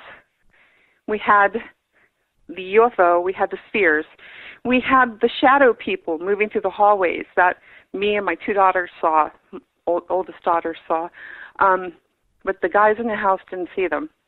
We had clicking in our bedroom at night that went on for a month or two. It was the house where I felt like something was going to drag me off the foot of the bed. And I'm like, no, you can't do that. It's metal down there. You can't pull me through the metal. And I wake up and sit up in bed and I'm like, what the heck was that? Are you writing, Chloe, are you writing all of this stuff down? No. Why? Well, I have a lot of trouble. I have written to people about things, but I've not written it down for myself. Why? Because I am having a lot of trouble writing right now. I have a lot of trouble writing almost all the time because of stress. And if you knew my life, you're like, nobody can have that much stress all the time. It's like, you don't know me. Yeah, that's probably true. But everybody, life is stressful, right? So we're all stressed out. There's nobody that's not stressed, right? When your spouse has an illness or illnesses that come close to death repeatedly in your marriage, mm-hmm. You have two daughters, one who makes trouble, one who ends up in trouble mm-hmm. because of somebody else and the way they treat her, and you have an autistic child, mm-hmm. and you have, it's just like one thing after another. I mean, as soon as you think, oh yeah, everything that's dealt with, everything's fine, something else happens, and it's like I just with this thing hanging over me of my husband's health and the stress that causes. Well, okay, I get that, Chloe. I do. But my concern is that you've had so much contact, so many experiences that before they get away from you, or it's it needs to be documented. Get your thoughts out and start when you're 2 years old, your first memory, and just start. And you can expand on it later. You can expand on it in 5 years. But just just sit down. You could do so much in a couple of hours if you just went, okay, this is when I was 2, this is when I was 3, this is when I was 20, this is when I was 25. Okay. I've done that. I've done, written down little things like the footsteps in the hallway. I mean, I've just written down things really quickly so that later I can go back and I could expand on it if I have the opportunity to do that. But that's why I've been trying to get someone to document it, help me document it, because, I mean, it would take 4 hours probably for me to say everything that we've experienced. Plus there's the psychic things, that it's not she kind of guessed that somebody was going to wear red at a party, It's not like that. I mean, it is exact, pinpoint, perfect. I mean, if it were just a coincidence, be like, it's a coincidence. These aren't things that are coincidence. These are things that are just wow, how did you do that? It's because I either just totally knew, precognitive, absolutely knew, or I was given a vision, or I was told. And it's kind of like Deb having a dream. She had a dream about these 3 numbers, and they were perfect. It's where does that come from? Right. Right. So it comes from somewhere. And my whole life has been just all of these things, and lately just with little things. It's almost like, do I still have these abilities? Can I still do this? And lately, this tiny little things, they're insignificant, and yet it's I'll guess something, and it'll be right. And I'm like, well, maybe I'm still precognitive, but yeah. And another thing that you can do is go and for $40, $20, $40, go and get a little digital voice recorder. Right? You see them on Ghost Adventures, right? Right? I have one. Well, I have one. Get busy, Chloe. Just get those thoughts down. I have in my music room, I have microphones, and I have a program to record things. And I go in there and I sit down and I try, and I'm talking to myself, and it just feels so weird. And it's just really strange for me, and I can't really do it. Because then I'll record something and then I'll delete it. That sounded stupid, right. Or I didn't pronounce that word correctly. I didn't enunciate well enough. Well, that doesn't matter. It's going to be transcribed later. You need to get the thought out. You need to, that's my advice, because I listen to you share your experiences, and that's what you are doing. Or go back and transcribe what you've talked about here on this show. If you can't do it by yourself, then you've got to figure out a partner that you can sit down and do that with and share your stories with. Get it documented, get it down, and then transcribe it later into book form. But that's what I would suggest. But, Chloe, I got to take a break. Get busy. Get that stuff documented, and enjoy the rest of your weekend. Thank you so much. If I just call in...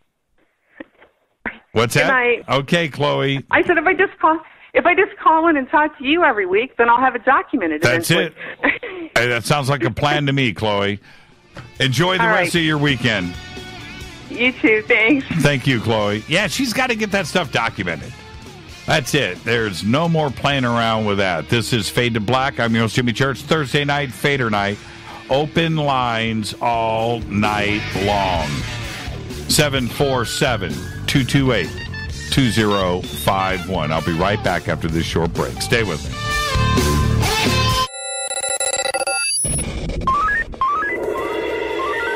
Way out here, we listen to Jimmy Church. You're listening to Fade to Black. Always on the edge of the hottest alternative talk. Jimmy Church with Fade to Black. KGRARadio.com. ¿Qué tal, mis amigos? Yo soy Mario Carson, el tiburón, y los invito para que escuchen a mi buen amigo Jimmy Church Radio. ¡Claro que sí!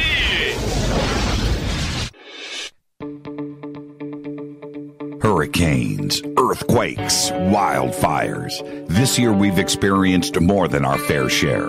This is Jimmy Church of Fade to Black, and last month I decided to make sure my family does not have to worry about food should we get caught in a real emergency situation. Introducing Numana, a healthy, storable product that tastes so good that you'll want to eat it every day instead of just during those times of duress.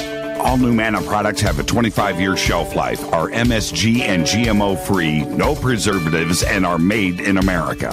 With the Numana pack in your home, you'll be able to sleep at night knowing that you've protected your family.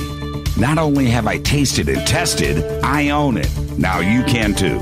Just click on the Numana banner on JimmyChurchRadio.com and use the promo code Jimmy when you order. In addition to a discount, we'll send you an autographed Fade to Black t-shirt. Seriously, go Beckley Teppy.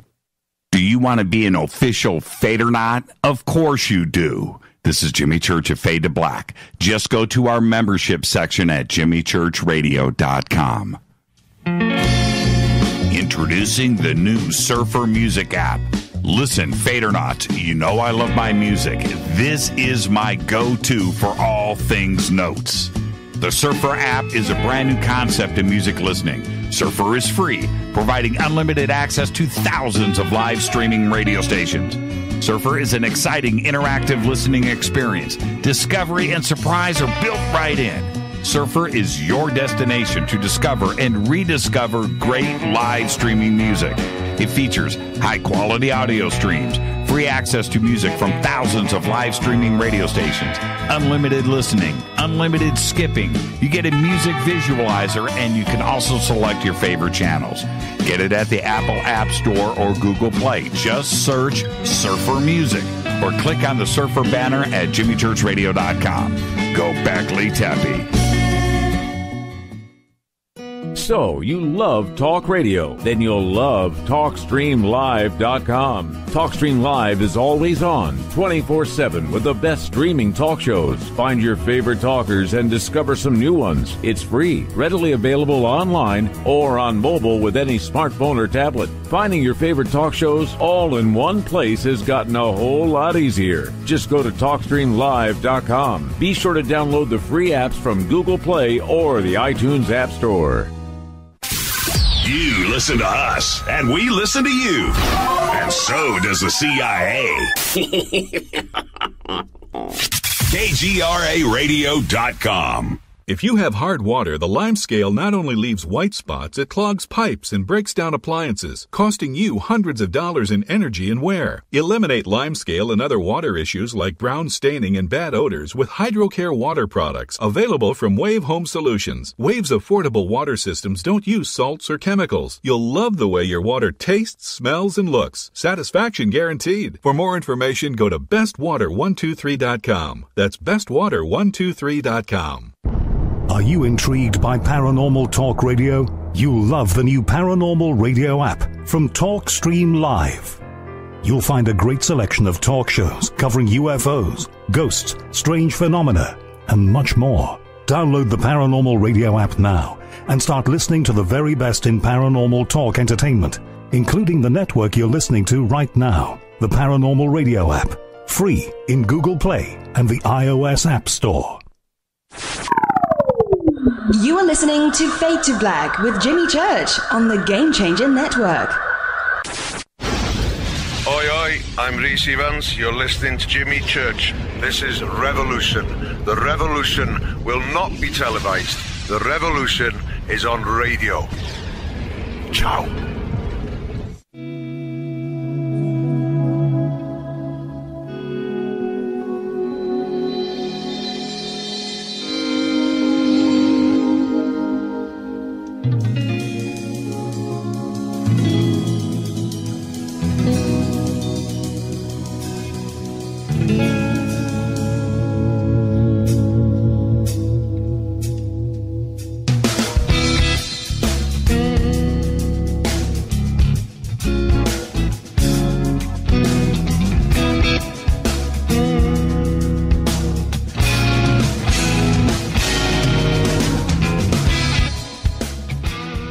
Welcome back, Fade to Black. I'm your host, Jimmy Church.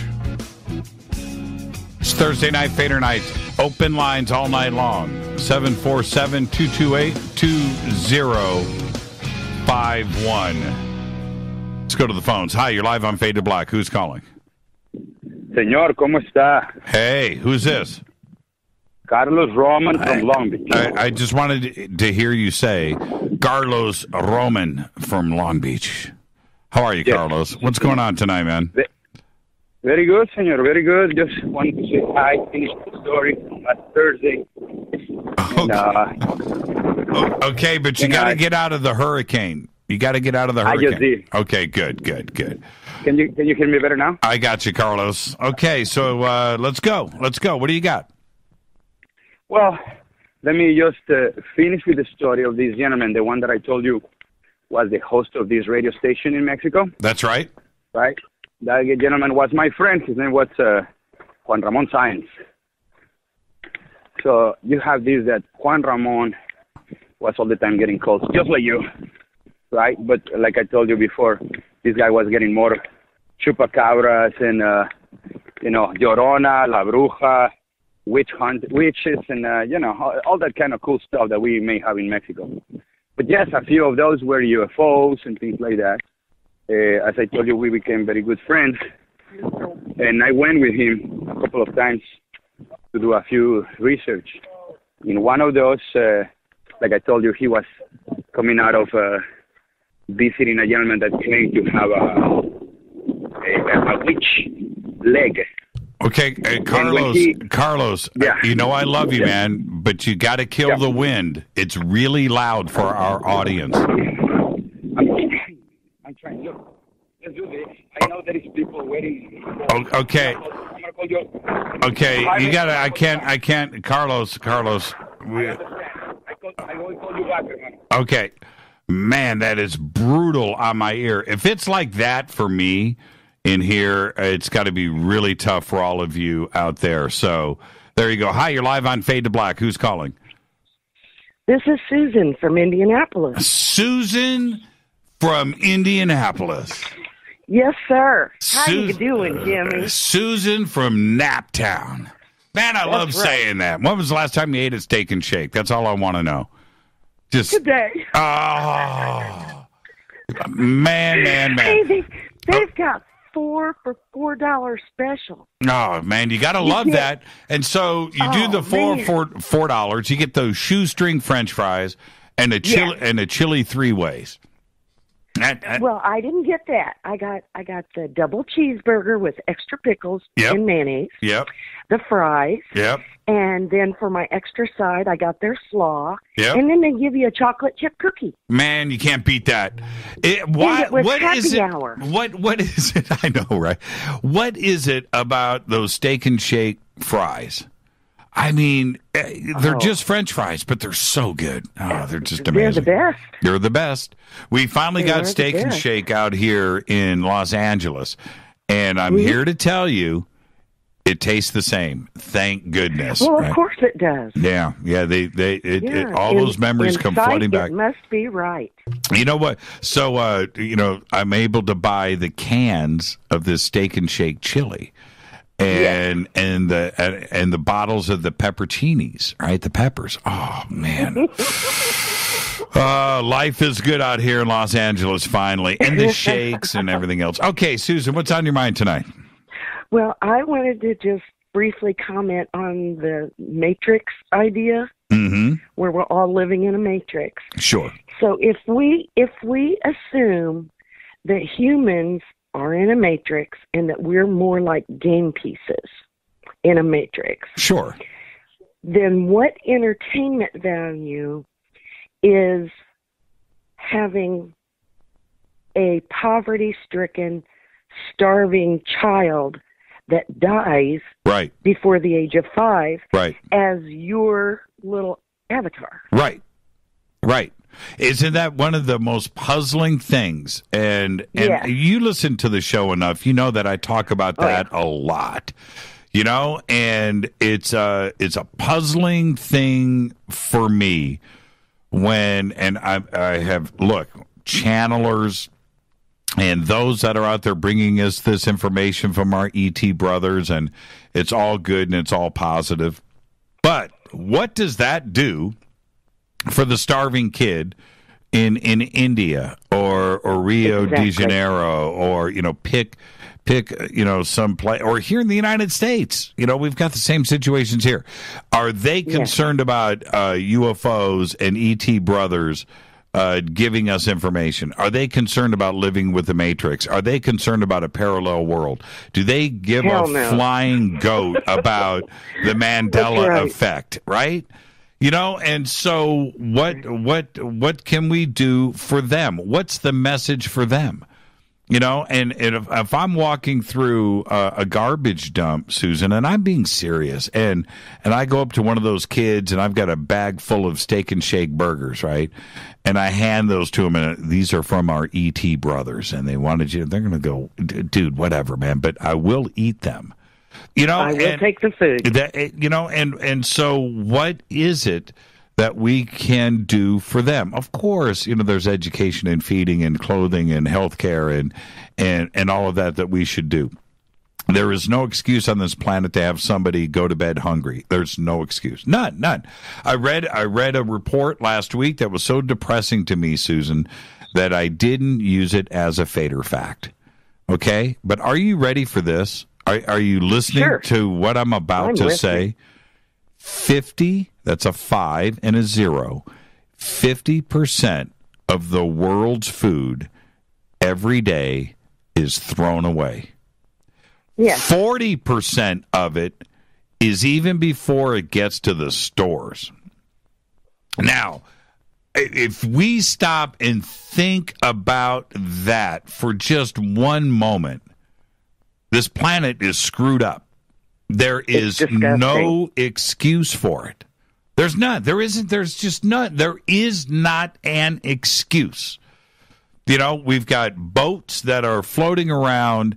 Here we have Navy ships, right? Navy ships in the Navy that are just cruising around doing nothing all day long. You know what? If they're going to go on patrol, fill it up full of stuff. Can't let them do their patrols, right? Fill it up full of food. Let them do a patrol to the coast of Africa and drop the food off.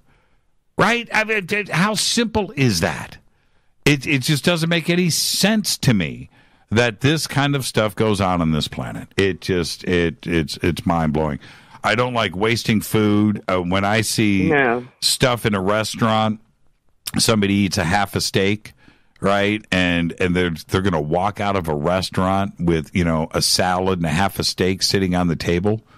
I paid for it. Dude, man, I mean, I can't tell you how many nights I went hungry, me personally. I mean, seriously. The proverbial starving musician. And I have no problems today. I eat what's on my plate. I do. I don't like throwing stuff away.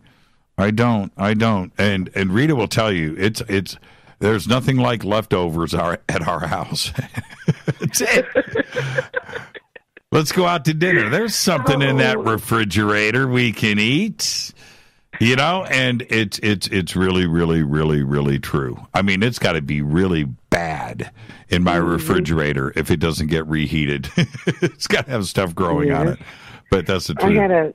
I had a friend who went over to Ethiopia to an orphanage and had decided on a child to adopt.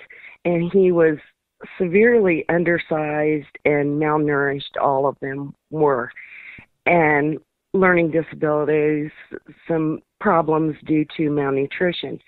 When she came back, before she could go get him for the final time, she found this pouch food that's got peanut butter and nutrients in it, and wanted to know. She contacted them, can I send cases of this for the kids? Because they can have one pouch of that a day, and it will meet their requirements. And she was told no. Yeah. We cannot accept that. I know. It bothers me. It bothers me. The other day, this is about 2 weeks ago, and I do this constantly. I did something. You know what? I just don't like talking about it, but I'll tell you what I did do. I pull in to a convenience store, and I think Rita was with me, and in the convenience store parking lot was a homeless guy sweeping up trash, right? So he had like a little, the portable dustpan on a stick thing and a broom, and he's out there cleaning up. And I walk in to the convenience store, and I was literally there buying ice cream, right? It was after the show. And I'm looking at, and I said to the guy at the cash register, the cashier, I said, so what's up? And he goes, he does that for food. I said, really?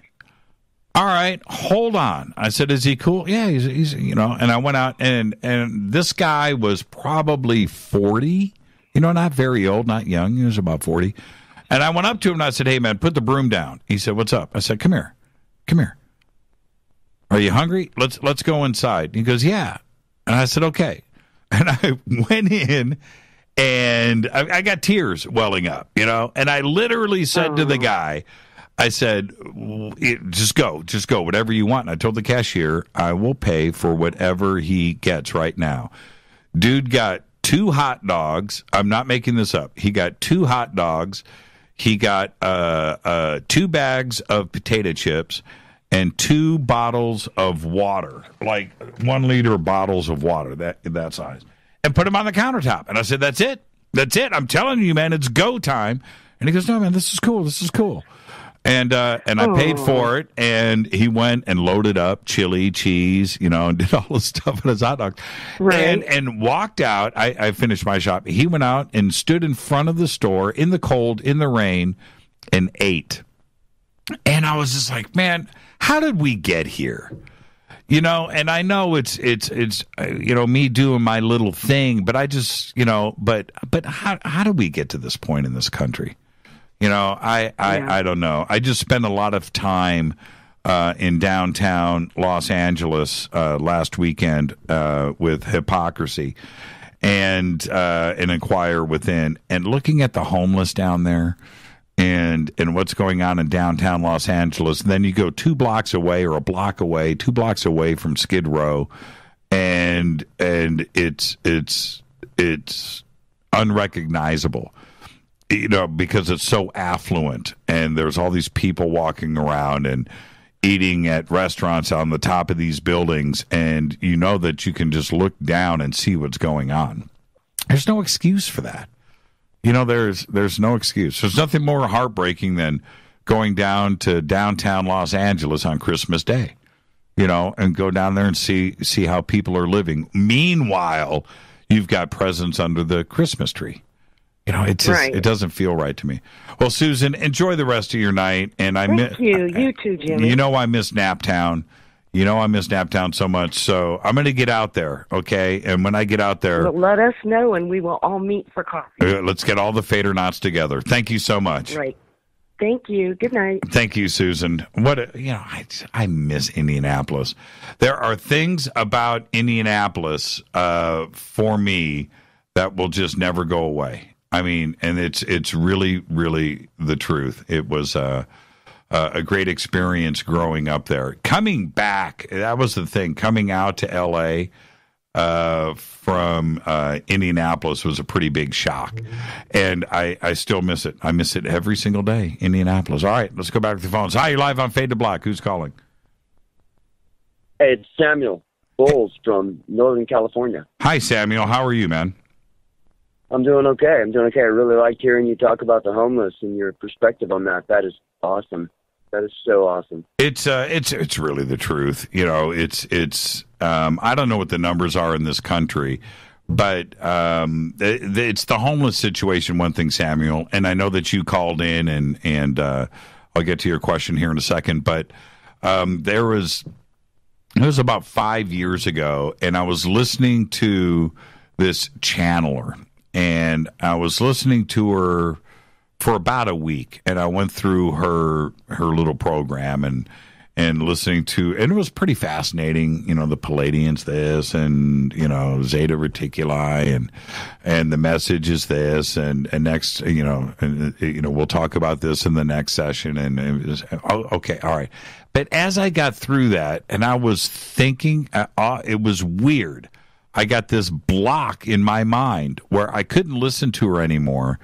I kept thinking about the poor on this planet. And we cannot continue to talk to the affluent or the middle income. We can't continue. We're going to be fine, right? We're going to be fine. We're going to be fine. There are 3.5 billion people on this planet that are not fine. Half. Yeah, and just like you said, it doesn't happen without a reason. It's that way because somebody at the top wants it that way. That's right. It's all about control. And, Absolutely. And right now in NoCal, I don't know what part of NoCal you are in, but, man, San Francisco is messed up right now. And, and they have a very open heart there, and those people, the people of San Francisco are really cool. And they have an open mind to this, and that's okay. All right, that's fine. And then you have the other part of San Francisco that is so stupid rich. I mean, so stupid rich that now those people that paid $3, $4, $5 million for these homes, and they've got homeless people living in the street in front of their house and living in the alley in the back. And they've got, and now they, what? Take some of your money and take care of business. That's what you've got to do. That if that's where it's at, you're staring at it right in the face. Now you want to go to your job that pays you stock options, and as you go to the Google campus, the Facebook campus, right? You want to go and hang out with all that Silicon Valley money and everything that goes on in the city of San Francisco, San Mateo, Palo Alto. They've got a problem up there, man. So absolutely. Have you ever been to Mendocino County, 3 hours north of San Francisco? I have been to Mendocino County. I've been to Humboldt County. I live in Willits. In Mendocino County. You live in Willits? Town. That's the crazy. My dad lives in Willits. Oh, no way. Yeah. There's a gym church. There's a gym church right now in Willits. That is so cool. Absolutely. That is so cool. Absolutely. Yeah, that's where they grow.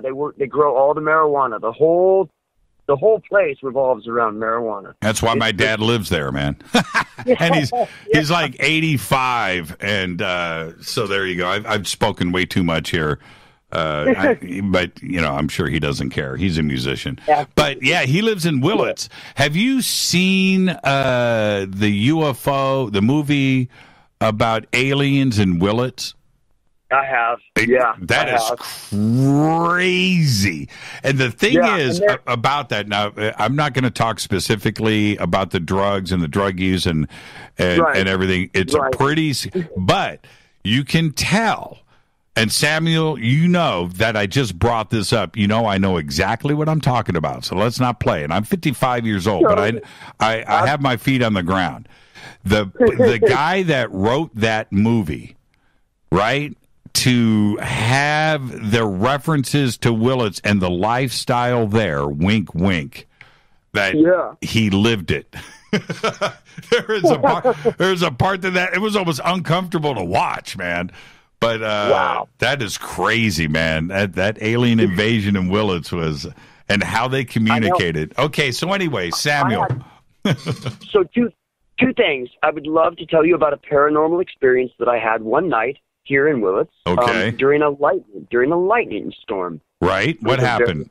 What happened? Very strange thing. But the first thing is, before I get to that, I sent you a tweet earlier in the show, and I really would love for you to talk about this on your show. Maybe you've already covered it. It did happen a couple years ago, and what I'm speaking of, you would love to Google this just so you can see it, see what I'm talking about. It is called the Goddard Swiss Tunnel opening. Okay. I think it was June 6th, 2016. It aired on Reuters News with live notifications, so you could watch it live in all of its grandeur. There were 6 world leaders there. 3 of them I know of was Prime Minister Merkel from Germany, and then we had England, Great Britain, of course, and then we had France. I could recognize. Right. And the other 3, I'm not sure of. But it went. It was what it was to break it down. It was the largest, most expensive, and ultimately grandeur satanic occult ceremony. Yeah, I remember. I would love to do a show on it. And this is what I remember, Samuel. And I'm going to go back after the show tonight. And I'm sure that Twitter's going to get flooded. But I remember angels and demons and crazy sculpture and multimedia, very gothic. That's what I could be wrong, but that's what you're talking about, right? That's it. That's exactly it. Yeah. With the Baphomet, private Baphomet ceremony. Yeah. For the world leaders. Yes. Yeah, that was and there nuts. wasn't a black person to be seen in sight. Well, no. Well, it's Switzerland, man. So, I remember that. And I remember looking at video of it and just saying to myself, this is the most surreal, trippy thing I've ever. They are not hiding anything here. No, and they're announcing to the world, that was an indoctrination ceremony, and they were announcing to the world, we are powerful, we are in power, and here's what we believe in. Right. And it's just no way, check that out. Yeah, what's your name? What's your name on Twitter? I'm at Samuel Bowles. Okay, I'm gonna try to find you here. I want to find your tweet, and I'll retweet it. Okay, so Samuel, say BOLES at Samuel Bowles. Yeah, it's got a little picture of me. Okay, let me see what Okay, retweet it so I can see it. I don't want to waste time on the air. But just retweet it so I can see it during the break. Do it right now. Can you do that for me? Yep, I'm going there right now. And then I will describe my experience to you that I had here in Northern California. Well, I'll tell you what. I'm gonna Sam, stay there. Yeah. I'm gonna put you on hold. Okay, I'm gonna put you on hold because I've got to take a break right here. So let's get the break in. And when I come back, we're going to go with the Willits paranormal story, and I do want to hear it. So stay right there. All right. This is Fade to Black. I'm your host, Jimmy Church. It's open lines all night long. Sometimes I just cannot. Samuel, you stay right there. It's going to go silent. Sometimes I just can't end a phone call, and that's an example of me doing it right there. This is Fade to Black. I'm your host, Jimmy Church. I'll be right back. Stay with me. The Metal God on JimmyChurchRadio.com. This is KGRA Digital Broadcasting Station, Salt Lake City, Utah, Van Buren, Arkansas. Poor water quality is a major health issue, and it's only getting worse. Municipalities can't keep up, standards have dropped, and pollutants are increasing. Where does it all end? It ends by keeping the pollutants outside of your home with HydroCare's advanced systems available at Wave Home Solutions. No less than the best purification materials and processes have been developed by HydroCare to provide you with healthy, clean water for drinking, cooking, and showering. HydroCare far surpasses the competition in removing chlorine, odors, iron, lead, chemicals, limescale, and much more. Don't settle for less when it comes to your water. We'll take care of the toughest water problems for you, whether it's from a city or well source. Satisfaction guaranteed. For more information, call 888-997-WAVE. That's 888-997-WAVE. Or go to bestwater123.com. That's bestwater123.com. Wave Home Solutions for a healthy, comfortable home. Your contact for current news and trending topics. KGRARadio.com. Does your basement or crawl space have a damp, musty smell? Well, watch out. That's a sign of too much moisture and not enough ventilation. And that can mean increased mold growth and the buildup of harmful toxins and gases. Don't bother with a dehumidifier. It just circulates the same unhealthy air. Now there's a better way to remove these dangers and odors. It's with the computerized Wave Moisture Control Unit that reduces moisture and expels pollutants. We replaced our old dehumidifier with the Wave unit, and in only 3 weeks, our basement is dry and the musty smell is gone. Wave units require no maintenance, no buckets of water or filters, and costs only pennies a day to run. Breathe better, live healthier with an affordable, no-maintenance Wave unit. Call 888-717-WAVE, 888-717-WAVE, or visit dryhealthyhome.com. dryhealthyhome.com. Ride the wave. Wave Home Solutions for a healthy, comfortable home. This is Jimmy Church of Fade to Black, and I only drink Fade to Black blend coffee from River Moon. Just click on the River Moon coffee banner at jimmychurchradio.com. Promo code F2B blend. So are you tired of being tired? Well, then it's time to get the tea. Hey, it's Lisa here to tell you about this all-natural, all-organic tea I've been drinking that has had great results for over 20 years. It's called Life Change Tea, and it's specially formulated to help detoxify and cleanse your kidneys, liver, colon, and blood all at once. The colon is one of the most ignored organs in the human body. The faster that waste is eliminated from the body, the less time that waste sits in our intestines, spreading toxins to our bloodstream. This tea helps cleanse chemicals caused by outside intruders from our entire digestive system. And get this, weight loss can be a side effect. And with continued use of the tea, you can experience clearer, healthier, younger looking skin, increased energy, and a happier outlook on life. So if you're tired of being tired, get the Life Change Tea at getthetea.com. That's getthetea.com. And like me, you'll be glad you did. Did you know that when you're on the road with limited data or Wi-Fi available, you can still listen to every minute of Fade to Black by just calling 605-562-4482. No smartphone, app, or internet needed. It saves your data plan and no extra cost if you have unlimited minutes. Just call 605-562-4482. You can listen to me, Jimmy Church, on any phone, anytime, anywhere. Go Beckley Tappy.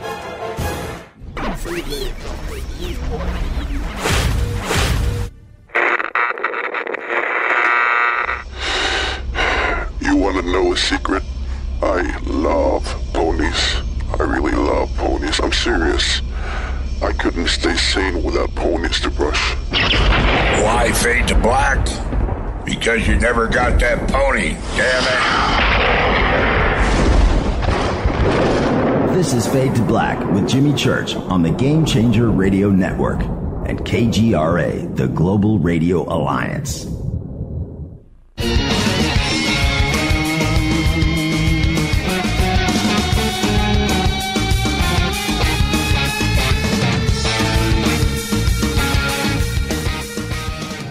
Welcome back, Fade to Black. Thursday night, Fadernight. Open lines all night long.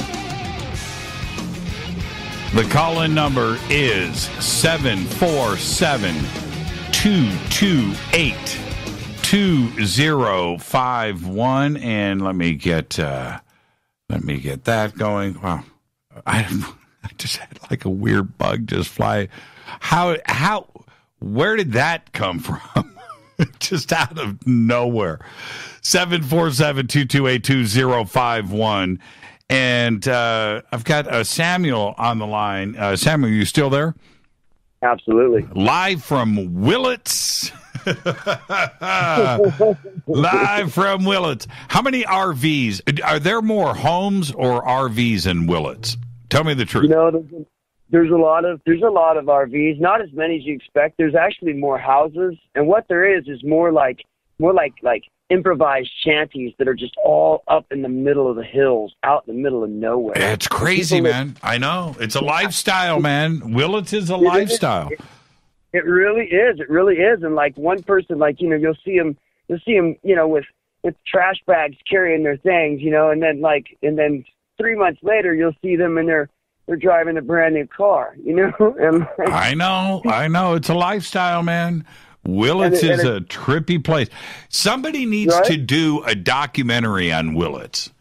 I mean, a cool documentary, a cool one. Yeah, right. And there are like a few documentaries. Have you ever seen anything of Tim Blake's?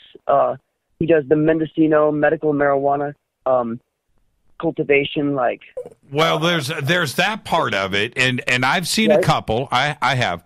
But I mean, just a nice cultural lifestyle, documentary on Willits, man, from the beginning. I mean, go in there with the film crew and live the coolest thing about it is the Trimigrants, all these foreign, like basically travelers from Spain, and let's see, mainly Spain and Britain, Germany, but mostly Spanish and French. Those are the two strongest concentrations, and they're mostly women. Just, I mean, like Harvesttown will come here, and there'll be like probably 100 Spanish girls and French girls just walking around in the parking lot, just like waiting for someone to hire them and bring them up to their trim scene so they can trim their marijuana. It's a lifestyle, man. It's a lifestyle. Yeah, Willits. It's wild. It is. I mean, look, if I had an RV, I don't know if I would retire to Willits, but yeah, you'd like it. But yeah, just Willits is, and the audience is listening right now. They have no idea. Right? Yeah, you're right. They have no idea. You're right. Until you get up here, and it gets rather creepy when you get past Willits and you keep going north. Like you get past Laytonville, then you get past those other few little towns, and then you hit the Redwoods, and you get there near Garberville, and then north of Garberville, with Phillipsville and Miranda and all. Oh my goodness, it just gets dark and creepy, and it is one of the strangest places I've ever seen. I grew up in Soldotna, Alaska. That's where I'm from. I'm born and raised on the Kenai Peninsula, and so I grew up in the mountains and the woods and the hills, and it's comparable. Yeah, right on. Okay, sure. So tell me about this paranormal experience in Willits. All right, so me and my buddy were hanging out. This guy was an interesting traveler. He heard me talking about energy. We were hanging out at, down by the pub in Willits, and he heard me, having a conversation with a friend about 0-point counterclockwise vortexual energy, right? And so, or dark energy, et cetera, all that stuff. I used to be really into that in the early 90s, late 80s when I first started traveling. So this person approached me, and introduced himself, and so we went and chatted some more, and we had some coffee, and then we went and hung back at my place. We went to my place and hung out. So I was hanging out with my buddy, this new guy that I just met, this new friend, and we went out for a walk out to the street out in front of my house, and we observed a UFO, but it wasn't one of those little, kind of faint orbs. It started as like a ball of light, like an orb in the sky, not really far away, but fairly close, like I'd say like 500 feet away, like over the top of the next house. Right on. And then it began to really get fast and like whiz by us like a ball of light would, like they go small and they whiz by you really fast. Well, anyway, we went for a walk down to the end of the block, and we were down there, and that night there was an electrical storm that had just reached the edge of Willits, and it was just popping off. There was lightning popping off. It's kind of rare for Willits. And so we went and we're hanging out back in the back roads back there, down the block. And we began to observe this same phenomenon. And I said, man, hey, what are you seeing over there? And he says, man, I'm seeing a giant, And I'm like, that's exactly what I'm seeing, And just adjacent to the back roads there where we were standing, there was this appearance of this large entity. And I've seen a lot of things. I've hung out in Taos, New Mexico, hitchhiked all around 285 in the San Luis Valley, seen a lot, done a lot of those experiences, and I've never seen anything quite like this. This was, and I was completely sober with my friend, other than the herb we were smoking. But right. And how did it end? Oh well, it ended as in we started to run, because he's like, "Are we going to get eaten?" And I'm like, "Man, that is weird." And so he breaks into a run. I break into a run, and then as we're kind of rounding the edge of the back road there, we see that same ball of light, and it just whizzes past, like just flashes by us, like it was buzzing us almost, Right. Almost like it was playing with us, like we were a fresh piece of candy and it wanted a little fun, Right. That's a crazy reaction. I don't want to get eaten. Fair enough too, man. I mean, that's I'm with you on that. See, yeah, and I believe it maybe was the electrical storm that had something to do with the interdimensional. It was very strange. It could have been ball lightning too. It could have been ball lightning. And the thing that's really trippy about ball lightning is that it has been talked about for 1,000, 2,000 years, right? Paintings, woodcuts, people have talked about it. There's been some photographs out there. And I would say half of the science world says that ball lightning doesn't exist, right? It's our imagination. Right. But the other half has done a pretty good explanation of it, that it's the end of a lightning strike. It's the end of it, and then it's residual, and it rolls around close to the ground and moves before it stops.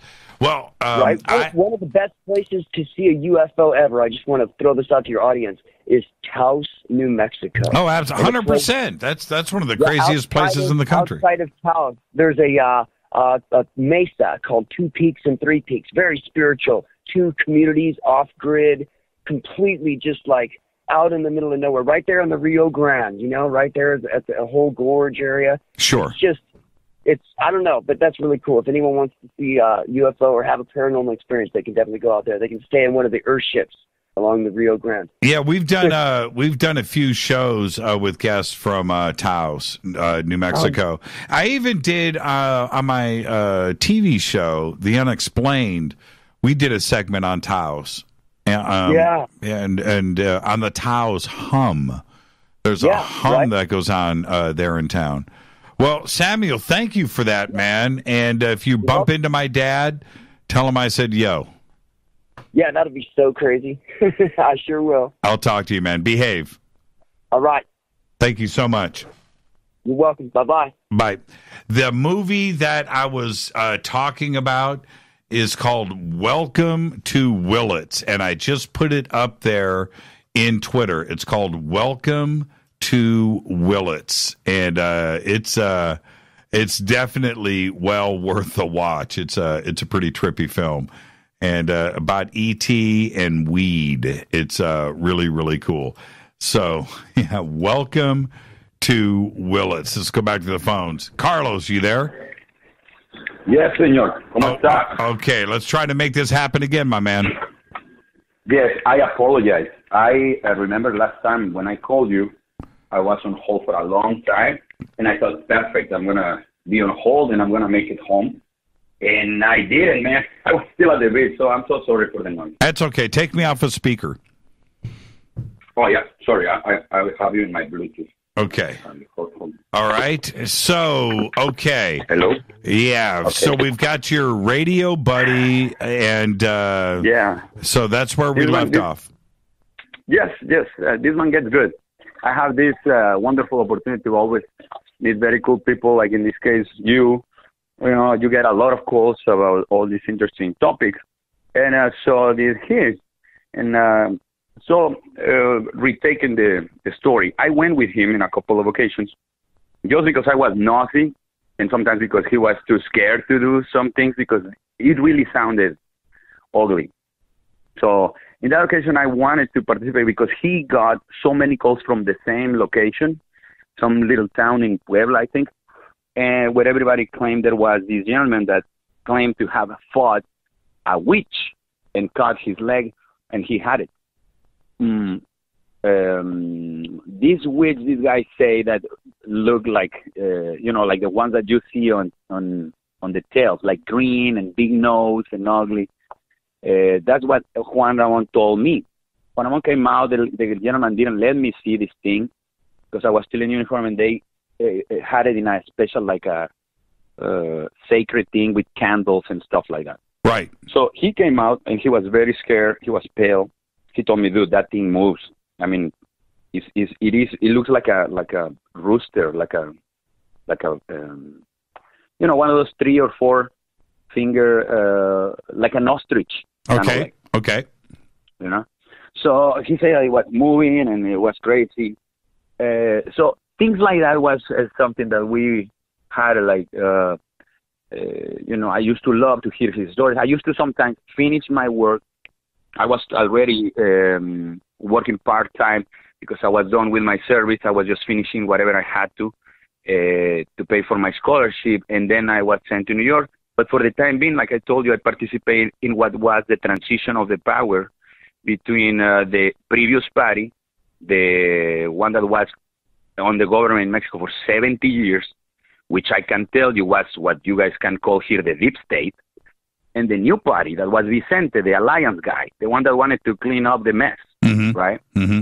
So I was very happy, as everybody was, a couple of years ago. Everybody was like, dude, we need to get rid of the deep state, the Mexican deep state, all the corruption, all the bad people. Anyway, I create this great alliance with this guy because he had a humongous audience. And we asked everybody that was, famous in Mexico, help. You need to tell the people, hey, this transition is going to be very rough because it's 70 years of the same politicians, and now we have a new wave, and we have to embrace them and help them and not wish them bad. You know how that goes. Right. So in one occasion, like I told you, this guy got a call. I was there with him in the cabin. I was just listening. I was just, snacking, and during the commercials we will talk or whatever. He gets the call, and he's this gentleman from El Monte. And he's a guy that sounded already really, not exactly in a healthy state. He was very in shock or something. And he's like, well, I'm desperate for help, so I'm calling you. Juan Ramon once in a while will invite a parapsychologist, I think will be the translation for it. Those guys that understand paranormal activity. And he was a professional. And this guy was a professional. And not only that, he was a priest. Oh. He had the opportunity to go to the university and also was a priest. So it was somebody that you could take first. I just lost Carlos. The phones just went dead again? You've got to be kidding me. Priest, we need your help. It is this gentleman that is being, in a severe attack of entities. Right. So, all of us were listening and we chuckled and we're like, oh yeah, dude, of course, right? The devil. But once this guy started talking, that thing went heavy. Here it is. This phones are dropping. Phones are dropping again. What is going on? Okay, I'm trying to keep things active here. See, look. All right, we're good. Okay, all right. Let's see what I can do here. Hi, you're live on Fade to Black. Who's calling? Hi, this is Deej. Hi, Deej. How are you? Pretty good. Calling me from Los Angeles? Yep. How are you? Pretty good. It's a nice night. Yes, it Beautiful is. Clear sky tonight. Yes, it is. It's a beautiful night. It's not raining. Cooler finally. than it should be. Yeah. That's nice. Yeah, it is. It is. What's on your mind? Well, recently I was telling people about the differences between spirits and spiritual organisms. What is the difference? The difference is that like we have more simpler life, like bacteria and small animals, as spirits there are creatures like that who are simpler organisms. And people make mistakes because they assume that every spiritual organism they encounter is like a person or a will. And these organisms all have wills, but it doesn't mean they're all intelligent. Some of them are just like animals or bacteria or plants. And the difference is important because sometimes you'll interact with these animals and think it might be like a really bad or really strange experience, when in reality, like, all you have to do is understand that they have a simpler will and intelligence, and then you can deal with them easier. And how small do they have to get before they're different? I mean, they can be bigger than a being would be as an energy and still be a simple organism. To be honest, there's more variation in spiritual organisms than in physical ones because they survive better spiritually. Sure. There's evolution, Okay, so the other day I was, over the weekend, I was doing yard work, and I had to move some stuff around. I was looking at the mud along the side of my house, and I looked down, and I see this earthworm because I had tipped over some dirt, right? And so now he's exposed, and he's working his way back to get back underground. And I stood and watched him for a second, and I thought to myself, is he thinking right now? Is he spiritual? Yeah. He is. Yeah. Simpler organisms, they don't think like humans, because humans, we think with words, images, concepts. The simpler a life form is, the more diminished its thinking capability is, so the simpler its thoughts are. Right. But you have to get to a really, really small scale for organisms not to have thoughts. They're very basic thoughts, more like reactions or reflexes, but they're there. But what about a brain? Do you need a brain? You don't. You don't. I mean, a brain helps a lot, but you don't technically need one. How do you know this? Well, a lot of this comes from my memories before I reincarnated. I was a spirit for a while, guiding other spirits. Right. And you were able to retain those memories from your previous self before the reincarnation? Yeah. And how clear are they? Oh, they're pretty clear. I don't know why they're so clear, because, some people have a harder time and some people have an easier time, and I don't remember everything super clear. But all of my memories about spirit bodies and energy bodies is so crystal clear. So I always want to tell people, because there's a lot of confusion. People are like, oh, yeah, we need exorcists, or spirits are bad, or all spirits inhabit houses. And it's really a lot more complicated than that. But most people wouldn't be able to tell you because they don't observe that. Yeah, exactly. All of these energy bodies are light that we don't see with human eyes. Well, that's interesting. So what do we do, when we think about how humans have dealt with the spirit question, whether it's ghosts or demons or ET or interdimensional, dark entity. Yeah. We've been trying to answer that question and figure it out for thousands of years. For thousands of years. It's been going back forever. So is there a difference? It's been answered before. It's just that humanity tends to forget or distort the truth over time. Because in the honest reality of how our reality is right now, every creature that physically exists has an energy body. It just inhabits their physical body as a layer.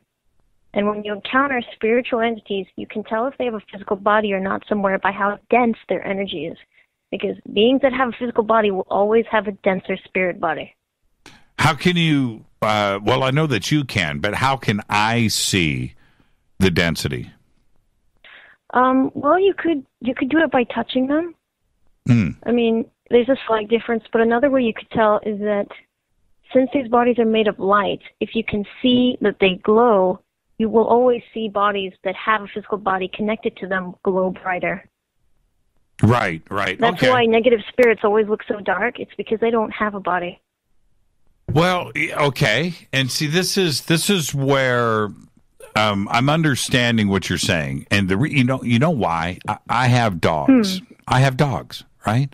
And I know when I look in my dog's eyes, there is something very significant there, right? Oh, and I often think, what did you do in your past life if you were human that now you are a dog? A dog. Right? Did you, or do they want to be a dog and maybe they didn't want to be human? I can tell you about that. Okay, tell me about it. So once you die and you're this energy body, right? First someone comes to guide you, because every time you die, especially as a more intelligent organism, you feel attachment to the living and you want to stay even though you can't interact with them strongly anymore. Sure. So we always have someone come and help you. It's a system. Spirits have a system. I know it's It sounds confusing, but we have a system to help other intelligent light bodies pass on better. So after someone comes and comforts you and helps you move past the connections that you had to your physical body that died, you revert to a more pure energy state. And this energy state is part of the source energy that inhabits the whole universe and our reality. And when you reach that pure state, you can become anything you want again. You become like energy that can transfer into any other energy. That's how I would put it.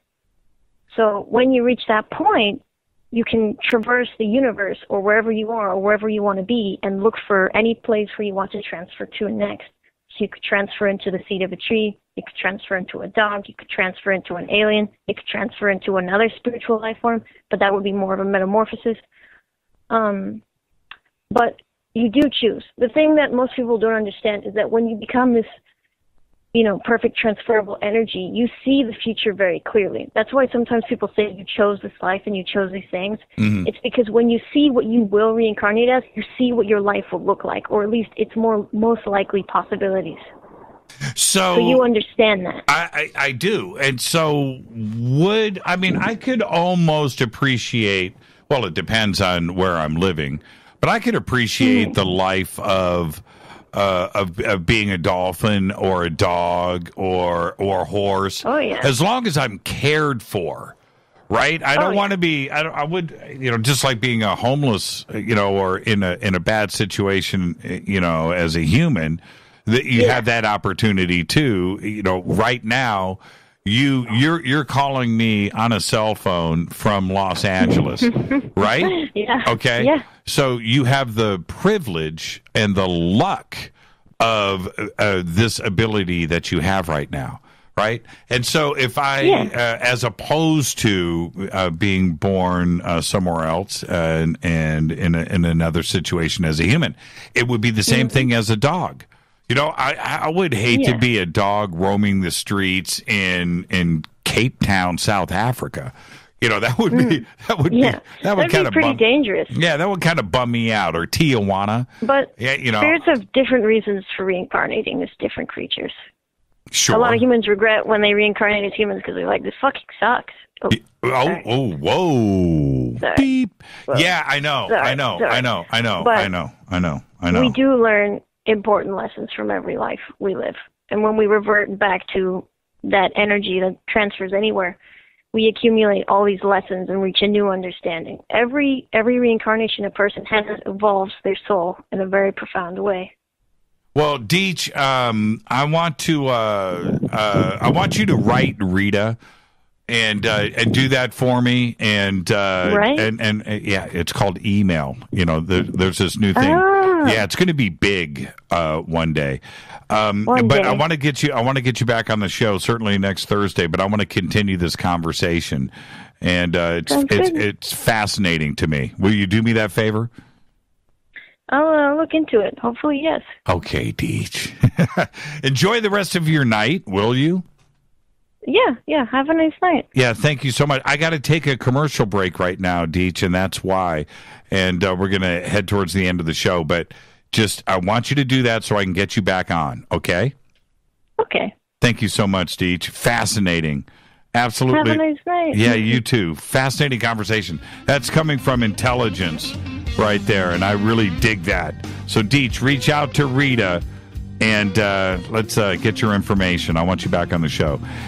With that, I'm going to take a quick commercial break, and I think, everybody, I've got Carlos. Carlos Roman is back with us, so we'll be talking to Carlos after the break. Stay with us.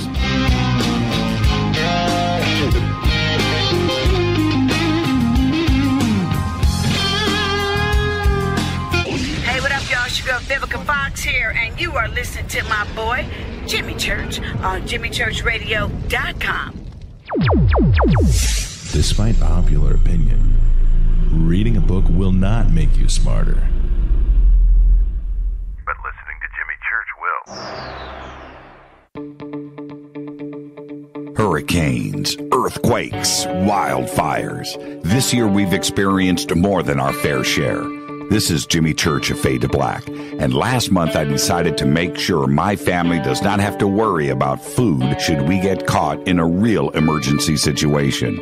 Introducing Numana, a healthy, storable product that tastes so good that you'll want to eat it every day instead of just during those times of duress. All Numana products have a 25-year shelf life, are MSG and GMO-free, no preservatives, and are made in America. With the Numana pack in your home, you'll be able to sleep at night knowing that you've protected your family. Not only have I tasted and tested, I own it. Now you can too. Just click on the Numana banner on JimmyChurchRadio.com and use the promo code Jimmy when you order. In addition to a discount, we'll send you an autographed Fade to Black t-shirt. Seriously. Go Beckley Teppy. This is Jimmy Church of Fade to Black, and I take Life Change Tea supplements every single day. It's what I do. Click on their banner at JimmyChurchRadio.com. When you take the beans from Central America with dashes of Indonesian and African mixed in and then roasted to the dark side of Fade to Black, you create the ultimate brew of fringe. Introducing the Fade to Black blend from Rivermoon Coffee. Yes, Rivermoon's darkest customized roast was created for the love of Fade to Black. The alchemy of masterful roasting and smoking the beans is in every sip of this full-bodied, dark Java. I need my coffee dark, deep, with distinct bittersweet chocolate highlights, just like the bunker. Leaning further into the darkness of the roast is Fade to Black blend from Rivermoon Coffee. Just click on the banner at JimmyChurchRadio.com and use the promo code F2BBLEND for 15% off of your order today. Go Beckley Teppy. Hi folks, CBD is the home run hitter for health right now. Why, you ask? Because of what it does for the body. Unfortunately, I can't tell you all about the benefit. You know, there's reasons. Do your due diligence and log on to AncientLifeOil.com. That's AncientLifeOil.com. Ancient Life Oil uses organic ingredients and is blended in coconut oil for some of the best benefits. Legal in 50 states and non-psychoactive. Log on to AncientLifeOil.com. That's AncientLifeOil.com. This is Jimmy Church of Fade to Black, and my family is safe because of Numana Emergency Food Storage. Just go to the Numana banner at JimmyChurchRadio.com. Promo code Jimmy10. Are you intrigued by Paranormal Talk Radio? You'll love the new Paranormal Radio app from TalkStream Live.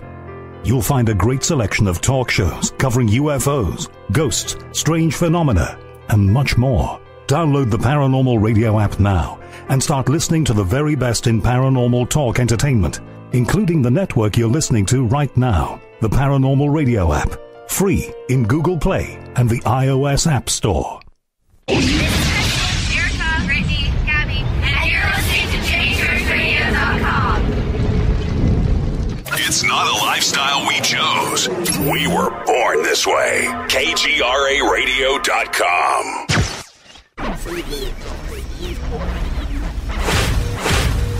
This is KJCR at JimmyChurchRadio.com.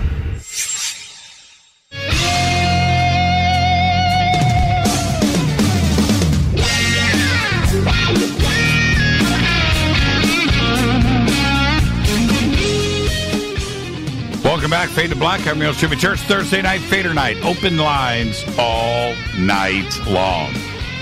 Great conversations tonight. It's a pretty cool call from Deech. I like that. Now I've got Carlos. He is back. Carlos Roman. Carlos, are you there? What happened? It doesn't matter. Let's continue.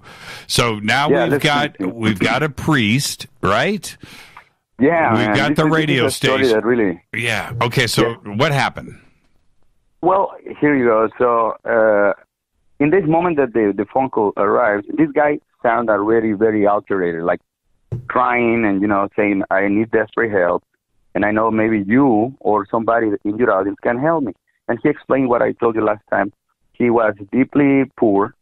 His family was always in desperate situations.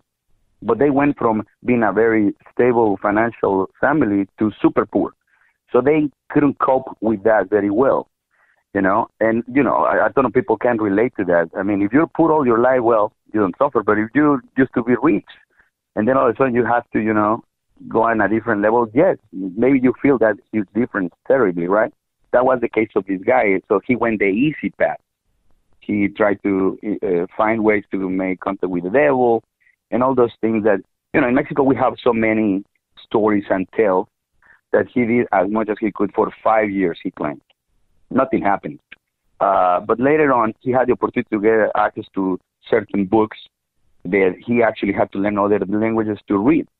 One of them, I think he found in France, a certain book. I will get you the name of the book because it was very famous. A lot of people call later on talking about the damn book.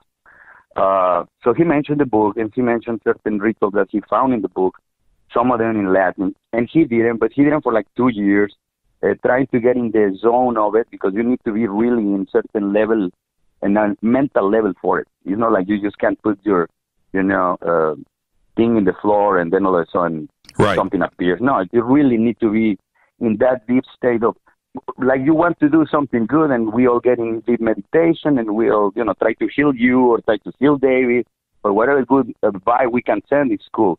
This case is the opposite. You have to be in the lucid state of mind.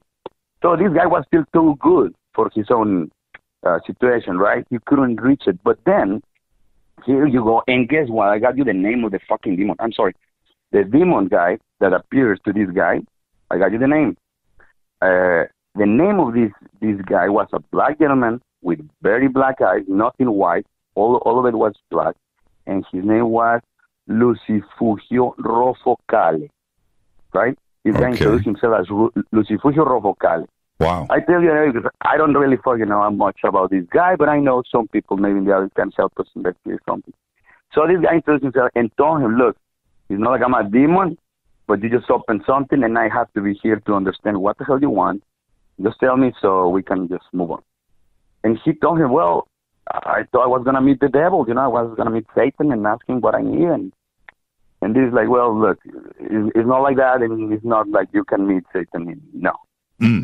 But, you know, if you whatever you need to do, we still will need to negotiate. You will have to do something for me too. You open a portal, I'm here for you, what you need. So he explained, well, I don't want to be poor anymore. I want to be, you know, stable and wealthy and have my cars and girls and all those things. This kid claimed back then was still very young, right? Like 19 years old. This guy makes that deal that I told you. Tells him, well, you have to do something for us. You will have to sacrifice somebody in your family. And I will tell you how, because it's a specific way to do it. So he understood everything, and took a long time for this guy to have the guts to identify somebody in his family to do it. This guy picked his grandma because he thought, well, she's already sick and is very old, and it's like I'm doing a favor. And he convinced himself in the stupidest way. He did it, right? He did it, and then he took off. He took off thinking, well, now in any second the police is going to come and they're going to find me, and I don't know what's going to happen.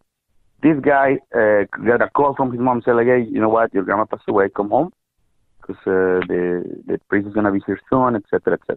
He arrived, nothing happened to the body of this lady, while this guy claimed to have done the most horrible things in the ritual.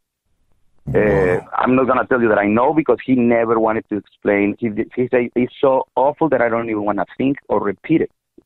So my friend, you know, Juan Ramon and I were listening. I had to leave in that moment. I left the office, the radio station. I went home. As soon as I arrived home, I text Juan Ramon, and I'm like, hey, dude, what did I miss? And he texted me and told me what I missed while I was on my way home. He told me, what do you think? I'm like, this is great. This is a great story. Let's keep listening.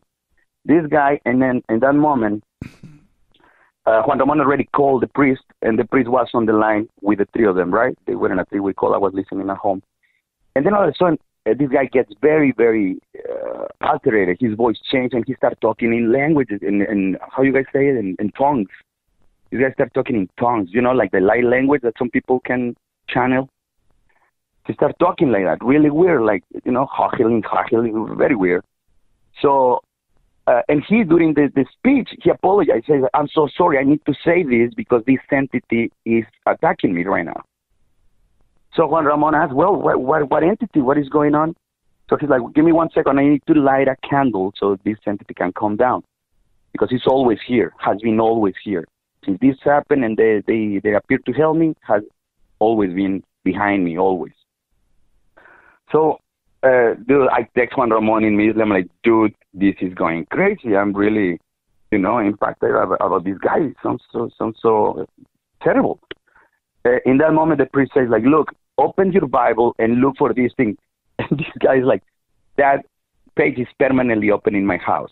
I know what you're talking about. No offense, but I know everything you can tell me. I'm just looking for something new.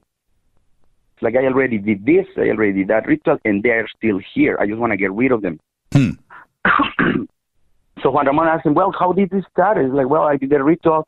Immediately after that, this guy showed up again and just took my hand without even asking me and slid a ring in my finger and told me, look, this is the ring of so-and-so. I will check for you the name. I have some way to find what was the name of the ring. But the guy told him, look, just don't lose it, and this is going to give you whatever you want. Just one thing, whatever you get, and financial earning, you cannot give it away. You cannot just give donations. You cannot just give it away to nobody. You have to spend it. And you will have to spend it in the things that you told me. He's like, sure, dude. I mean, whatever, of course, right? This guy, as soon as this happened, he goes to his house and immediately gets to attend his mother being attacked, like I told you, by an entity. This entity, this guy described it, was a humanoid with a pig face, with a swine face, right? And was standing like a total human body, but with a big face, and attacking his mom. Was terrified, was yelling, was screaming, and then all of a sudden she just got catatonic. You know the catatonic term, when they get so in shock that they just get blank stare, right, and they don't move, right, and they get the bodies stiff like if they were dead. Mm-hmm. The lady got catatonic, and this guy went and lifted her up and bring her back inside the house. The demon or whatever this thing was stood there just staring at him. The black dude was there staring at him, and this new entity was there too, staring at him. The new entity is the one that stood there forever. I will describe it for you in a second. In that moment, the priest over the phone was telling him what to do. This guy, all of a sudden, had an alarm because he had already a device in his heart. How do you call those? That's your heart to keep palpitating. How's the name? Pacemaker. Yes. The guy had a pacemaker, so the alarm popped in. So during the call, we could hear the beep, beep, beep. We all got a very, thinking that something bad was happening to him. Juan Ramon told him, sir, are you okay? He's like, yes, look, let me just breathe and do some breathing, because if not, the police and the ambulance is going to come. I have an automatic system. Remember, this guy was from El Monte, right? So he comes down, the conversation keeps going about the guy saying that after this guy gave him the ring, he started having all these kind of powers, like he could convince people to do whatever he was telling them to do. Like he went straight to the principal of his school and said, you know what, I want you to graduate me with the best grades, and please make that happen. And the guy said, absolutely, not a problem. You have been always an excellent student, and things that you will find really unbelievable, right? At that point, I told Juan Ramon, you know what, this guy is starting to lose me here. That sounds kind of fantastical to me. The first part, well, I've seen so many weird crap in my life that I believe that. But once you start telling me about the fact that you can convince people just by talking to them, I will have to see it to believe it. That's the thing I did not see yet, right? Later in my life, yes, I saw so much that I can tell you now I believe everything and I doubt everything.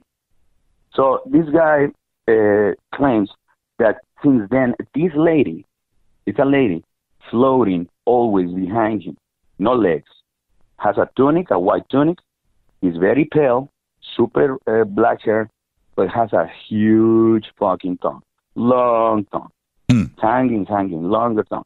This lady is creepy as hell, is always creeping out in a corner of his ceiling, looking at him. And the worst part, he said, because he's not, he was never a stud, let's put it this way. He described that he was always shy, never very lucky with ladies. And for him, endure this lady all the time, doing very sexy and sexual gestures to him. He was always like, being in a sexual way in that corner in the ceiling, like a creepy entity just in the ceiling, watching him and showing him his body and doing things that, I don't know if I can say. No, here, you can't. Yeah, don't go there. Exactly. You understand, very sexual, and this guy was, freaking out. So we all are listening to this situation. The show for Juan Ramon was, done. They had to hang up. Immediately, we all called him, and everything was very chaotic, man. Sooner after that, Juan Ramon started getting calls of people, you know what, I think that's the kind of call that you should not take anymore. People that was above him in the radio, and that I can tell you, yes, was very involved in everything that had to do with the Mexican deep state. It's funny to say Mexican deep state, but it is true. A lot of massive communication systems are always in the same families. And I saw it. I had to protect one of them in the possession of Vicente. I was assigned to one of them, the one that was, for a period of time, the richest man in the world, Carlos Slim. I was the one that had to walk him to watch Vicente taking the power. So I understand a lot of what I'm telling you. And let me tell you a little bit. I'm going to jump way ahead on this story. Juan Ramon ended up coming to the United States, to El Monte, to meet this guy. Because Juan Ramon got his own TV show. Just kind of like, David having Gaia thing. Let's say that all of a sudden somebody calls you and History Channel says, hey, dude, we want you on radio, having exactly what you do on radio, and we're going to put images to illustrate what people said. That was the case of Juan Ramon. So all of a sudden, they sponsored, he got everything paid off. He came to the United States, found this guy. The guy got his wrist and ankles broken. He was in the hospital. Juan Ramon tried to interview this guy. This guy was surrounded by police officers. The guy, finally, Juan Ramon had a chance to see him. He said that his face was really weird looking. He had to go back to Mexico, unsuccessful. He did all the research because during the conversations, he told him about a mountain in Azusa where he's supposed to go and get rid of the ring to be able to eliminate the spell. When he was going to do this lady that I was telling you, the entity started attacking him. And he got very scared because she was holding a dagger. And I'm telling you, this sounds very stupid and very fantastic, but this is what he said. The dagger had like an eye in the top of the handle. And he knew because the Lucifugio Rofocale demon or entity or whatever he was told him, the day that you see that symbol, you're going to die. And that's the end of the deal. And you're free. After that, you're going to be free. So he was very scared. And then all of a sudden, they found him all beat up in a hospital. Juan Ramon couldn't talk to him. He went back to Mexico. He did 2 TV shows. This was years later after the incident of the phone call, okay? After 2 shows, Juan Ramon started getting really bad pressure of a lot of people saying, we don't want you to do that show. We don't want you to explain about this satanic thing. We already have too much violence in Mexico. She's like, well, but, it's things that involves a lot of people that have believings, and it's not hurting anybody. Juan Ramon died, man. Juan Ramon died like 2 months after that phone call. The camera guy that went with him and with me to the witch leg got in a car accident and died too. And another dude immediately after that got a freaking disease and got in a surgery, and since then he's like paralytic or something.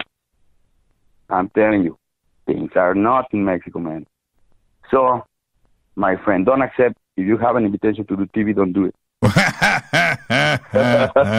I will be scared for you. Yeah. Let me tell you a few things that I want to participate with you and your audience.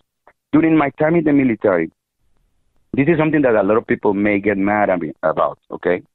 I've been following all these situations about the Alliance and Q and all those things. And because I live that, I used to be in that same environment. In my own country, things are the same way. We have the same process. The Bank of Mexico is called Bank of Mexico, but it's owned by the same family that owns the Federal Reserve here. The same crap, man. It's just in Spanish, okay? We have it in a beautiful language. So, Vicente was against all the massive amount of things that, were controlling our country. But, once you're in the power, you realize that there is things that you cannot control because it's above you and your nation and nations. So, yes, things get very, very, very heavy. I learned one thing that is the only one that recently I don't understand. And I can tell you, this is completely off topic from the first one, right? Got nothing to do with Juan Ramon. But, recently I see, for example, things about Q and all these bombs that you see dropping. And I'm expecting, I'm always a little far away, but always reading. And I can tell you this, there is so much information that gets pumped about MS-13, the gang. Yeah. And I can tell you, I don't know why in the freaking hell they keep making such a big deal about these guys. I fought them, dude, and they are not really what people makes them believe. I mean, I've seen even Corey mention them. Recently, David, and dude, you and them and Emery and a lot of these people, you guys are my idols. But then I realized that they start having all this, MS-13. I can tell you this. I wouldn't ever say something bad about El Chapo, for example, and the guy is caught. I wouldn't say nothing bad because my head will be tomorrow hanging somewhere. And the guy is caught. And I won't say nothing bad. The guy is from my town, so even worse. 2, I wouldn't say nothing about other cartels. There is plenty of cartels in Mexico, man. And I'm telling you because I know this is being, broadcast. I wouldn't say nothing bad about certain cartels from Mexico. But the damn Mara Salvatrucha, the MS-13 are nothing but freaking what you guys call cholos, vatos, I'm telling you this. I invite any of you to think how many times have you guys really bumped into a MS-13 member, as they claim these guys are all over, right? They exist, and they're mean, and they're savages. That's true. But, dude, this is so far. This is far south, man. There's so much in the south, and I'm not kidding you. The cartels hire those guys because for $50 they go kill someone. They're cheap. They're whatever, The reality is that what you hear about, traffic of people and all those things, is not done by the MS-13. That's done by people from here. And the people that is smuggled is not people that cross the border illegally in those, TV scenes that we all see. That people pass through crossing borders through the gate. Right. And the people is being let in. It's not like they get smuggled. It's like, all right, at certain hour, 300 people is going to walk in. Nobody's going to say nothing. Yeah, that's the way. That's the way the game is played. Yeah, of course. Yeah, once you understand. And they painted like, oh no, they are jumping the fence, and there is not even a fence, and nobody's doing that. Yeah, right. But I'm telling you, the fact that MS-13 keeps being mentioned, and I'm telling you this with total security of what I'm telling you is true, because just recently, one of my son's best friends is the leader of this thrash metal band, Strike Master. They were here, man, and this kid used to be a parachuter, just like me in Mexico, in the military. And I sat down with him. I told him, hey, dude, I'm listening to this. I'm into all the conspiracy thing about the Alliance and Deep State. And then this thing came on, and I remember they were no big deal back then. And what about you? This kid just fought them like 6 months ago. It's like, no, dude, there is way more to be worried about. Like the guys that control the Jalisco cartel, those guys hire Marines from here to work for them. So there is a ton of ways for the cartels to bring drugs here that got nothing to do with Mexico. Yeah, it's a big conspiracy. It is huge. Oh, yeah. And Carlos, thank you so much, man. That's an amazing story, and you've lived one amazing life, my friend. And do me a favor, just be safe. All right, be safe out there. Absolutely. I get you another story soon. Thank you so much, Carlos. All right, hermano. Go Beckley Tepe, hermano. Go Beckley Tepe. Have a great weekend. Same for you. Good night. Right on, Carlos. And that was pretty terrifying. So everybody died. Everybody died right after that. That's unbelievable. 2 months after the phone call.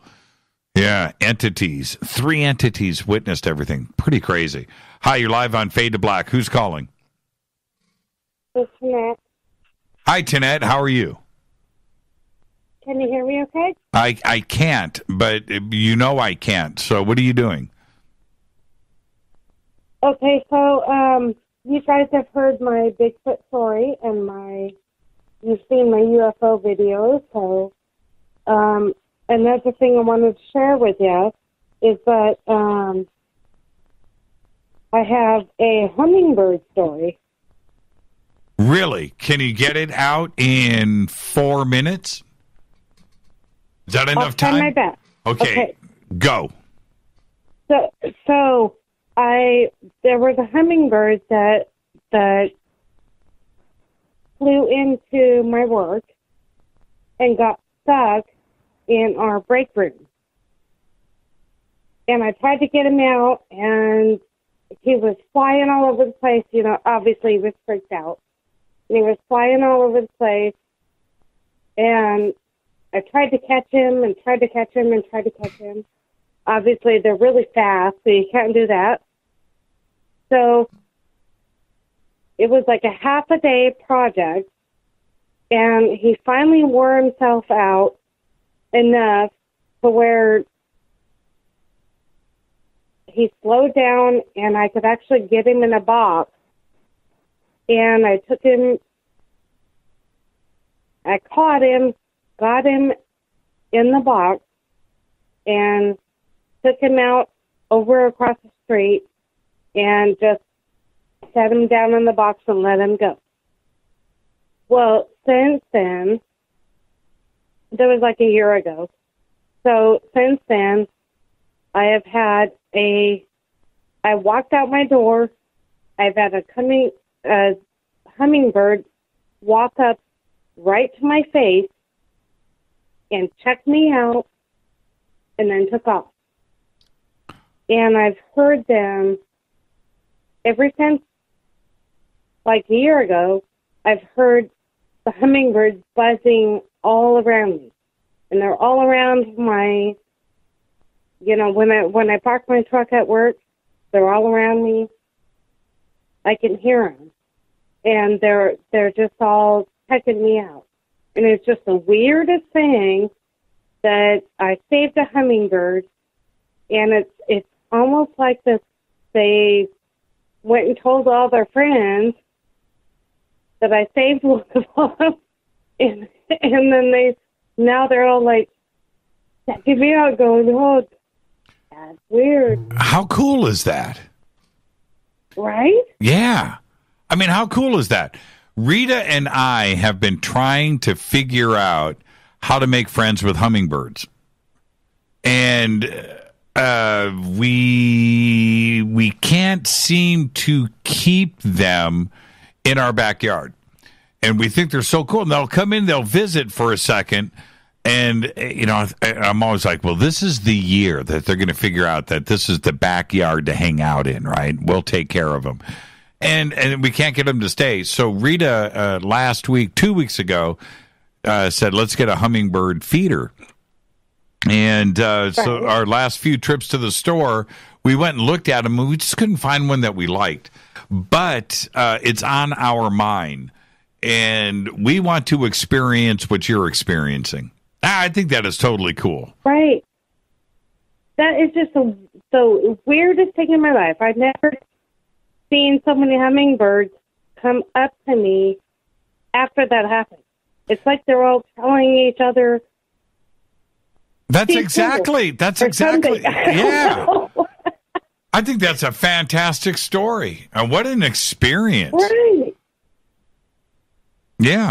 But the hummingbird feeders, if you actually feed them every day, if you don't do the feeder, they can actually die. Yeah, I heard that. If you don't do the feeders. Yeah, you got to stay on top of it because they depend on you. And I'm cool with that. I'm cool with that. Oh, trust me, Rita will make sure that thing is full. Is full. Right, and that's cool. Tanette, but Linda Moulton Howe yes, has been saying that she's been saying that the hummingbirds have been disappearing from down in Oregon, and I tried to tell her that the hummingbirds are more so up here in Washington where I am. They're all over Los Angeles. We have no hummingbird issues here. If they left Oregon, they came to L.A. County. Tanette, stay right there. I'm not going to cut this off. You're going to listen to me read credits. Okay. All right, you want to read credits with me? Okay. Fade to Black's executive producers Rita Camarion. Shows produced by Hill J. Palm, Renee, Dennis, and Bob. Announcers are Steve Harder, Gene Vito, and Mark D. Kovar. Webmaster is Drew the Geek. Music, Doug Aldrich. Intro, Spaceboy, spaceboymusic.com. Fade to Black is produced by KJCR for the Game Changer Network, and syndication is KGRA, The Planet. This broadcast owned and copyrighted 2019 by Fade to Black and the Game Changer Network. It cannot be rebroadcast, downloaded, copied, or used anywhere in the known universe without written permission from Fade to Black or the Game Changer Network. I'm your host, Jimmy Church. I want everybody to have a great, safe, fun weekend. And Tanette, say go back, Lee Tappy. Go back, Lee Tappy, brother. That's what I'm talking about. Thank you so much, Tanette. Have fun this weekend. This is Fade to Black. I'm your host, Jimmy Church. Follow me on Twitter at JChurchRadio. I'll see everybody on Monday. Billy Carson, right here for part 2. This is Fade to Black. Go back, Lee Tappy.